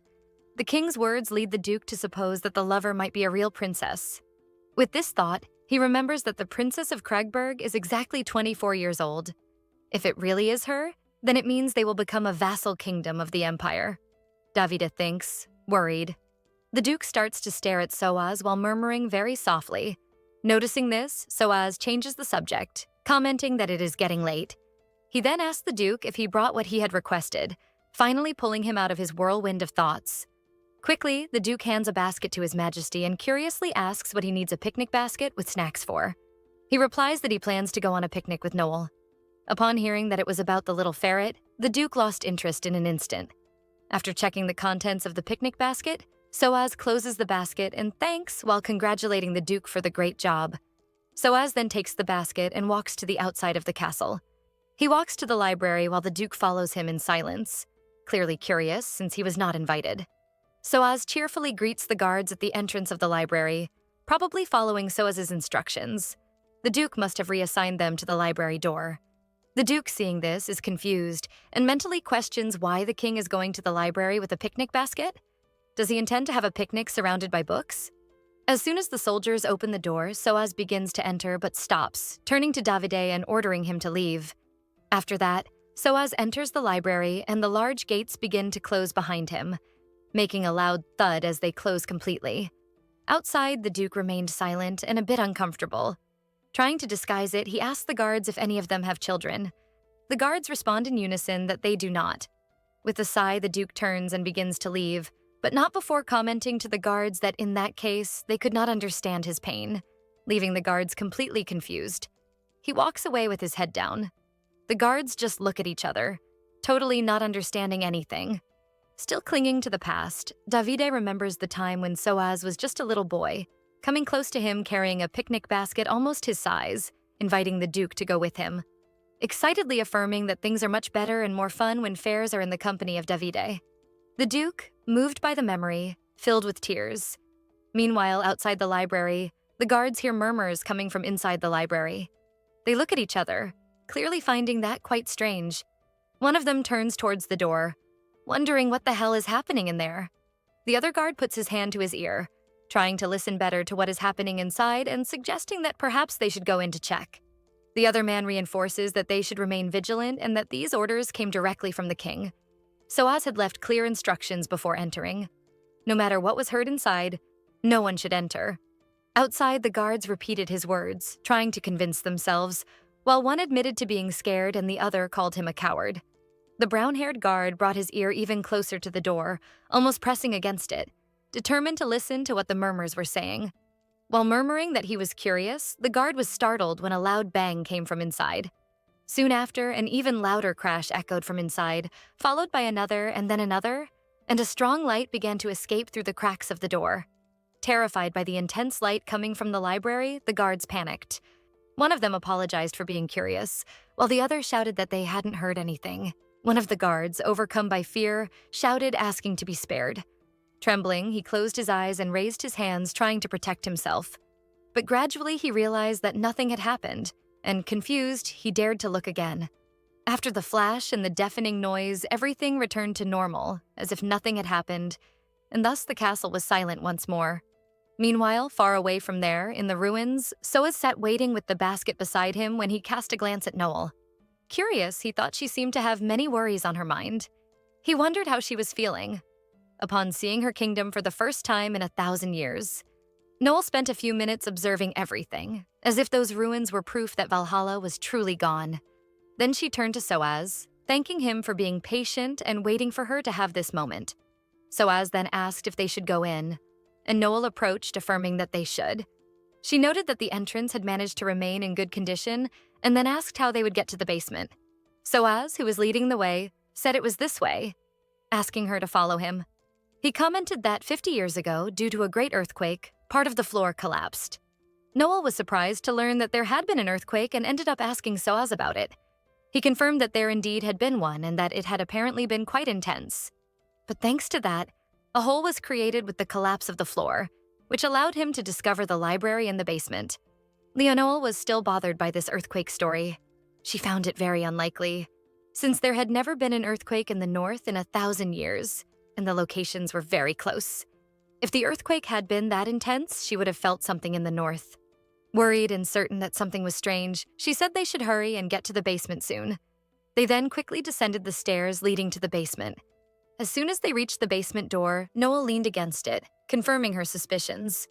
There are traces of magical energy on the door, just like the one she felt in the library emanating from the books brought from Hymidion. Surely someone had been there before them, and the hole that Soaz believes was caused by an earthquake was actually made by this person. With a serious expression, Noel said, "This confirms that there is another sorcerer out there who also has knowledge of the Forbidden Book." Incredulous, Soaz stated it was very unlikely that there was another sorcerer besides Noel, but she countered, reminding him that it also doesn't make sense for her to have lived for 1,000 years. Therefore, the existence of another sorcerer would be no surprise at all. Even if someone were to rise from the dead, she wouldn't be that surprised. Noel wasted no time and began to smell the air as she walked through the place, for the first time in this story embracing her animal side. She then approached one of the furniture pieces, resting her small paw on it. Noel turned to Soaz and asked if he thought he could move that shelf. He looked determinedly at the shelf while starting to roll up his sleeves, assuring her that he would manage. Looking at Soaz's hands, Noel noticed how delicate and thin they were, reflecting to herself that, despite his confident words, it would be necessary to have strength to deal with what they would face. And given his slender build, it would probably be a very difficult task for him. Hearing Noel, he murmured that perhaps they should have brought Shilos along. Soaz paused for a second and then planted his feet on the ground and pushed the shelf with both hands. The piece of furniture slid relatively smoothly, revealing an opening in the shape of a door behind it. Soaz ran his hand through his hair in a carefree gesture, revealing a confident air. Then he turns to Noel with a smile on his lips and asks, "What did you say about Shilos again?" Surprised that he managed to do it and embarrassed for underestimating Soaz, Noel apologizes to the young king, who simply sighs, saying that it's all right.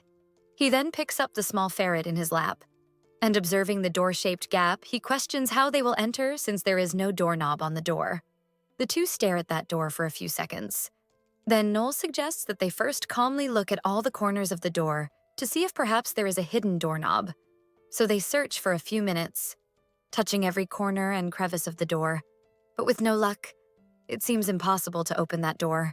Soaz comments that maybe they need to open it with magic. His words pierce the pride of our little protagonist, who at the moment is just a ferret with limited magic. Annoyed, Noel kicks the door, wondering how the hell the invader used magic since magic disappeared years ago. One of Noel's kicks ends up hitting the door awkwardly, hurting her and causing the pain to course through her body like an electric shock, making her sweat cold and fall silent for a moment in pain. Quickly, Soaz picks her up in his lap, worried if she is okay. In his lap, she whines about having hurt her foot. Soaz scolds her, saying that he understands she is irritated and frustrated, but that is no reason to go kicking a stone door. As soon as he finishes speaking, the sound of something heavy moving echoes through the room. And with that, the stone door moves, opening the way. The two look incredulously as literally kicking the door worked. Well, regardless of why the door opened, they decide to enter the new room. Worried and cautious, Soaz is concerned that a possible invader might go there frequently. But Noel thinks it's unlikely. After all, it has been 50 years. He must have passed away from old age by now. But even so, he must be small fry since he needed to cause a massive earthquake to make a small hole in the wall. If he is a sorcerer, he must be quite mediocre. While saying this, Noel gets more and more involved in Soaz's case, and he ends up commenting that she seems to be quite scared for someone who thinks the possible invader is mediocre. She shouts, embarrassed, claiming that she is only like this because she is feeling very cold. "Are you cold?" A mysterious voice echoes through the room. This puts Soaz on alert and surprises him since he hadn't felt anyone's presence nearby. "Well, that's not a good thing, is it?" The voice continues. But to their surprise, there is no one there, which leaves both quite apprehensive. A floating flame appears out of nowhere as the voice says that it has been a long time since it received visitors, so it cannot allow them to be cold. And then several other flames begin to ignite, forming a corridor of flames.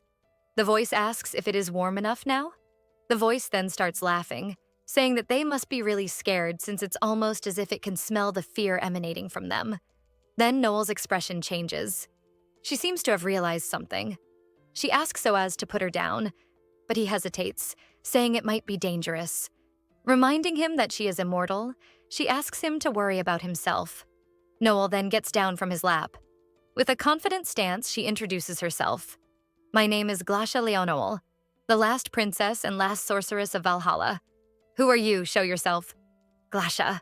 The mysterious voice repeats in a thoughtful tone. "That's a name I was wanting to hear again.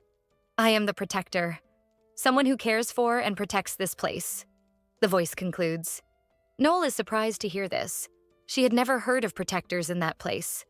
The voice then invites her to enter, and a small glowing orb appears in front of them. The voice instructs them to follow the light.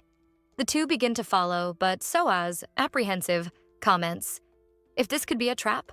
The little orb approaches Soaz, making quick movements in front of him as if scolding him. Then the voice reminds them both that it can hear everything. And Soaz quickly apologizes. The light then begins to move slowly again and says that it forgives him. After all, it likes young people who admit their mistakes immediately. It continues commenting that it has met many rude people in the past, and that was really annoying. Noel interrupts her, asking if she was ever human in the past. Excited, the voice confirms that yes, and even says that she too in the past went on adventures around the world. Their path seems to be, again, but the voice is too busy recounting her past to notice anything. She says that when she was human, she was a warrior who wielded a longsword. And modesty aside, she was quite the charming warrior, and that she fought battles with many other warriors many times. While she speaks, Soaz continues trying to get her attention, but she ignores him, very mesmerized, remembering a distant past.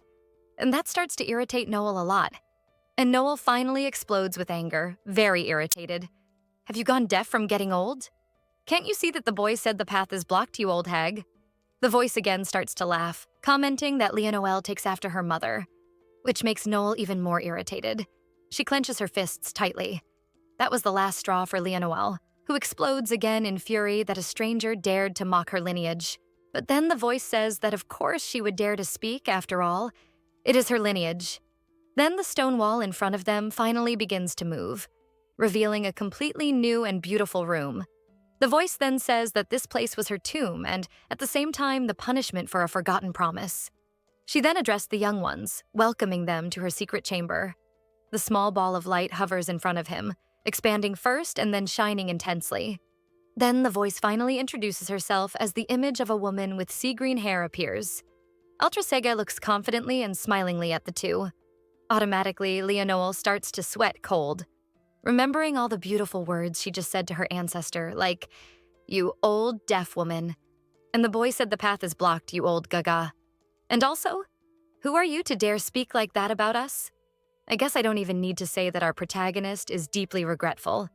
If she weren't immortal, she would have died of embarrassment at that moment. Soaz, unaware of what was happening in the protagonist's mind, starts calling for her. Realizing that she doesn't respond, he insists, saying that now is not the time for that, and then asks her to look over there. She looks at the table where the forbidden book should be, but there is nothing. They become worried, assuming that someone took the book. Ultra looks at the two and asks if they also came because of the forbidden book. Also, so you mean you saw who stole the book? Soaz questions, still in a panic. Ultra approaches Soaz and says that before she says anything, she has something to ask. She looks in Noel's direction and asks why she called herself the last sorceress. Noel feels a bit intimidated by Ultra's gaze, but she begins to explain that 1,000 years ago, there was a sorcerer who coveted the power of the Ostra and ended up going mad and completely losing control. There was a sad and intense battle, and she was the only survivor. Ultra listens to this and becomes a bit thoughtful, concluding that the magic she gifted to the world ultimately created a tragedy. Leonore, upon hearing Ultra's words, takes the blame for everything, saying that it all happened because she was negligent. Ultra cuts her off, saying that there is nothing more senseless than pointing fingers at someone for something that has already happened, and that she prefers to hear about who defeated the out-of-control sorcerer. Still a bit confused, Noel says that this person would be her. Ultra seems to feel a bit proud to know this. She recalls that in the past, whenever Louvel visited, she always boasted about how her daughter was incredible and a top-class sorceress. And every time she heard the queen talk about the princess, she remembered how she herself was in childhood. Curious to one day meet her in person when she became queen, but after Louvel, no one ever went there again. So she assumed that Valhalla had found its ruin. This shouldn't have happened. She was eager to spend time with Leonore. Ultra felt very lonely, and to forget the loneliness, she ended up falling into a deep sleep, awakening from her deep sleep, alarmed by the presence of an intruder. But that was after he had already taken the book. Ultra apologizes to Noel, saying that because of her loneliness, she ended up putting them in a difficult situation. Shocked, Noel asks her not to apologize, because if she had taken care of the Ostra in the first place, none of this would have happened, affirming that it is all her fault. Soaz observes this and feels disheartened by all that pity party. Why would it be Noel's fault? He wonders mentally. Shaking his head negatively, Ultra insists on saying that Noel is not to blame, saying that whoever stole the Gladra, the forbidden book, surely did it to obtain the magic that he lacks. Since Noel mentioned that magic has disappeared from the world, the book must have been the only method left for him. But she is sure that the thief must have failed in the mission, for even she barely managed to obtain magic even after swallowing a piece of the oyster. Leonore is very surprised to learn that Ultra swallowed a piece of the oyster, while Soaz sits excited to hear more stories from Valhalla. Ultra laughs as she recounts that she took the pieces that fell from it, crushed them, and drank them, and even so, it had a really bad taste. She then explains that Gadre means magical music, that is, music that gives magic. If you don't listen to the melody while reading it, then it is nothing more than a normal book. The two look confused at her, clearly not understanding what she just said. Realizing this, she explains more simply, saying that the thief will not be able to use the book to its fullest potential. Thoughtfully, she says that possibly the only magic the thief would be able to use would be to extend someone's life. As this magic works like an enchantment, he would only need a little magic to use. They remain silent for a moment after discovering this. Soaz says that then this means that even if 50 years have passed, the thief could be perfectly fine and healthy. A new uncomfortable silence dominates the environment as everyone realizes this fact. Worried, Noel asks if Ultra believes that the thief succeeded. She says that, well, if he knew about the power of Galdry and also seemed to have quite a bit of courage. With that kind of ambition, it is very likely that he succeeded, and maybe even a little more than that. But still, his magical energy didn't seem like much, so maybe he didn't succeed. Ultra explains, trying to ease the situation. Soaz glances at Noel and notices that she is clearly holding back from getting angry with Ultra. Meanwhile, Noel mentally repeats that Ultra is her ancestor and that she shouldn't get angry, she can't be disrespectful, takes a deep breath, and doesn't let anger take over. Soaz comically begins to imagine what would happen if Noel exploded with anger. He then raises his hand, like a student in a classroom, saying that he would like to ask Miss Ultra something. He asks which promise she broke that made her stay trapped there as the protector of the place instead of just resting in peace. But Ultra seems to not remember exactly why, since it has been a long time since she passed away. Trying to recall, she says she believes she made a contract that stated she should take care of a dangerous object and never lose it. But why, she can't remember. Following Soaz's example, Noel raises her hand and asks with whom she made the contract. Ultra replies that she made the contract with an elderly woman who gave her Gladre when she was a child. Irritated by Ultra's vague answer, Noel tries again to contain her anger while Soaz is excited about yet another piece of information about the story of Valhalla. Perhaps that woman was the real first witch in the world. Ultra says she would love to tell more about the agreement with the woman, but she would have to talk for days, so maybe on another occasion. What she can say is that to protect Galdre, a part of her soul remained trapped in that place. Soaz comments the obvious that I'm sure we would all like to have commented. But you lost the book, he says innocently. Noel scolds him for that, saying that he is being disrespectful. But Ultra says it's okay. After all, what he said is true. And she was not able to protect Galdre, Ultra says, clearly saddened. She then looks in the direction of the two and asks who the young man is that is asking her questions. Noticing that he is clearly not a sorcerer, she then asks if by any chance he and Lionel are lovers. Quickly, Noel responds that it is nothing like that, and they are not lovers. She looks at Soaz's blushing face and scolds him for making that face. Noel explains quite calmly that he is called Soaz von Ramaliel, the king who rules the kingdom built where Valhalla existed before its fall.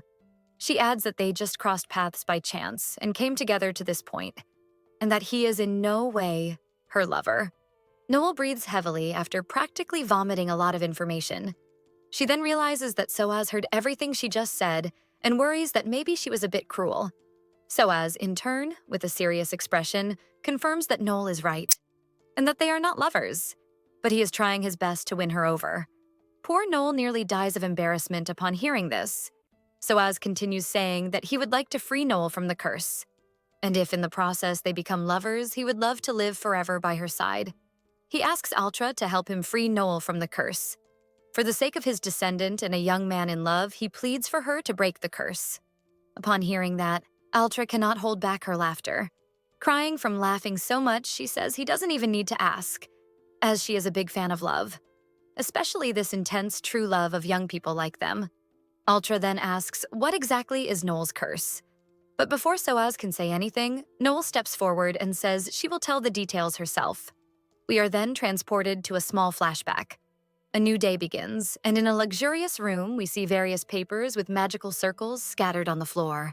Among them is an invitation addressed to Leonore, inviting her to a workshop where various intellectuals from different kingdoms will gather to discuss the theory of magical circles. Leonore then gets up, still quite sleepy. She looks around, thinking that it is already the last day of the workshop. Leonore stands up and starts getting ready for the workshop. Someone enters her room asking if she is ready yet. Leonore looks in the direction of the woman and, calling her Celine, asks what she is doing there so early, as she usually doesn't wake up this early. Celine, who is accompanied by her daughter, says she is excited about today's workshop, and besides that, after this workshop, they will finally return home. She asks her daughter if she is excited to see her father again, and the girl responds enthusiastically that she is. The girl, named Dalmia, looks in Noel's direction, running to hug her, clearly excited to see her. The two share a warm hug, and Noel asks if she slept well. The girl then whispers in Noel's ear, saying that she thinks her mother won't have fun at the workshop today, because every day she complains that the workshops are very boring. Noel, clearly enjoying the gossip, confesses to Dalmia that she actually also finds the workshops quite boring. The girl turns and disagrees with Noel, saying that she has a lot of fun at the workshops. Touching Dalmia's nose, Noel says that is because she only does the fun things. Meanwhile, she and Agape are super busy during the workshops. On the other hand, Selene, using Dalmia as an excuse, always tries to escape the workshops. That's why Noel doesn't seem to understand how she is so bored. Embarrassed, Selene tries to make an excuse for Noel's jab, saying it's because she was doing outside work. Noel then retorts, saying that for someone who is working as much as she claims, her skin is strangely glowing and smooth. Selene changes the subject, saying that if they don't leave soon, they will be late. Clearly, Noel is very close to Selene and has a lot of affection for Dalmia. The girl comments that she needs to buy something nice to take to her father. Leaving the room, Noel comments that they probably won't have time for that. But it's okay because Goya needs to go on a diet. They then leave the mansion, heading to a carriage where a man with orange hair, wearing the same style of outfit as them, is standing, waiting for something. Dalmia greets him, calling him Agape. When he turns around, Noel is startled to see the man's huge dark circles. Agape explains that he couldn't sleep that night. He had a nightmare where Adora appeared to be suffering a lot while asking for his help. Noel looks thoughtful and worried for a moment. She takes something from her pocket and puts it in Agape's mouth, telling him to chew on it and stop thinking negative thoughts. He chews, sensing a familiar sweet taste, realizing that it is actually Noel's favorite chocolate. She comments that she had saved it to eat later but decided to give it to him. Noel adds that Adora, Agape's older sister, is too healthy to have any kind of problem, so he shouldn't worry. She remembers the last time she and Adora went on an expedition together, and the girl carried a bag almost her size as if it were nothing. Besides, they will return as soon as the workshop is over. Agape continues chewing the chocolate, thoughtful, paying attention to Noel's words. And he convinces himself that his dream must not mean anything and that everything will be fine. They then go to the workshop carefree. Then the scene cuts to a woman with orange hair, probably Adora, with a look of despair as she tries to control her trembling hand. She cries, pleading for him not to do this. Astra is in front of her, surrounded by a magical barrier. Her trembling hand continues to reach for the necklace even as she tries to hold back. As soon as she touches the barrier, she screams in despair, feeling intense pain as the barrier attacks her. Meanwhile, a man wearing the same uniform as her and Leonel watches calmly. Adora, crying and gasping from the intense pain, looks at the man asking why he is doing this. She says that they should be the protectors of Astra, but the man says nothing and just watches. In despair, she screams his name, Renan. A voice that seems to come from the necklace asks what he is doing. The voice explains that even though she is a woman, she will die if exposed to his power. Renan then tells the necklace that if it weakens its strength a little, Adora wouldn't have to suffer so much, and that it's all its fault. Astra, noticing that poor Adora has fainted from pain, orders Renan to stop this madness at once.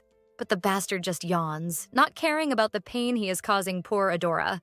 He looks bored at Astra, asking why he had to make things difficult and allow only women to hold him. As he says this, Adora finally manages to reach the necklace. With a piercing look, Renan says that if Astra hadn't made it difficult, he wouldn't have had to go so far. Astra's voice screams, "No," as Adora's hand closes around him. Poor Adora holds the necklace in one hand, fallen on the ground, clearly exhausted and defeated. Renan makes the necklace float from Adora's hand to himself. Meanwhile, the necklace protests, saying that he is innocent for thinking he can withstand his power. As the necklace is placed around Renan's neck, it begins to emit strange noises. Astra's voice continues echoing. "My power is one you should not desire. Your body will not be able to take it," warns Astra. "Please stop before it's too late," pleads Astra. Irritated, Renan snaps his fingers, silencing Astra's voice forever. He massages his neck, commenting that despite being noisy, Astra will be of great use. Renan begins to leave the room after fulfilling his objective. But he stops for a second, looking in Adora's direction, wondering if she will die if he simply walks away. He states that he has nothing against her. She just had the bad luck of being in the wrong place at the wrong time. Adora moves her mouth slowly, but no sound comes out. Mentally, she calls for her brother. Apparently, they have some kind of telepathic communication. Agape, can you hear me? Please, and don't let Leonore come here. Ranon has gone insane. Warns Adora to her brother, using her last breath to alert her companions. Meanwhile, Ranon has already begun his wave of destruction. He turns towards the door, wondering how long it will take until his lover comes to him. Meanwhile, in the workshop, a chair suddenly falls to the ground after someone stands up in shock. This person was Agape, who is panting in total panic, probably after hearing her sister's mental message and perhaps even feeling her pain. Leonore, who is beside her, asks, "What is happening?" With a face filled with despair, Agape simply says that she needs to go to Valhalla now, and then quickly leaves.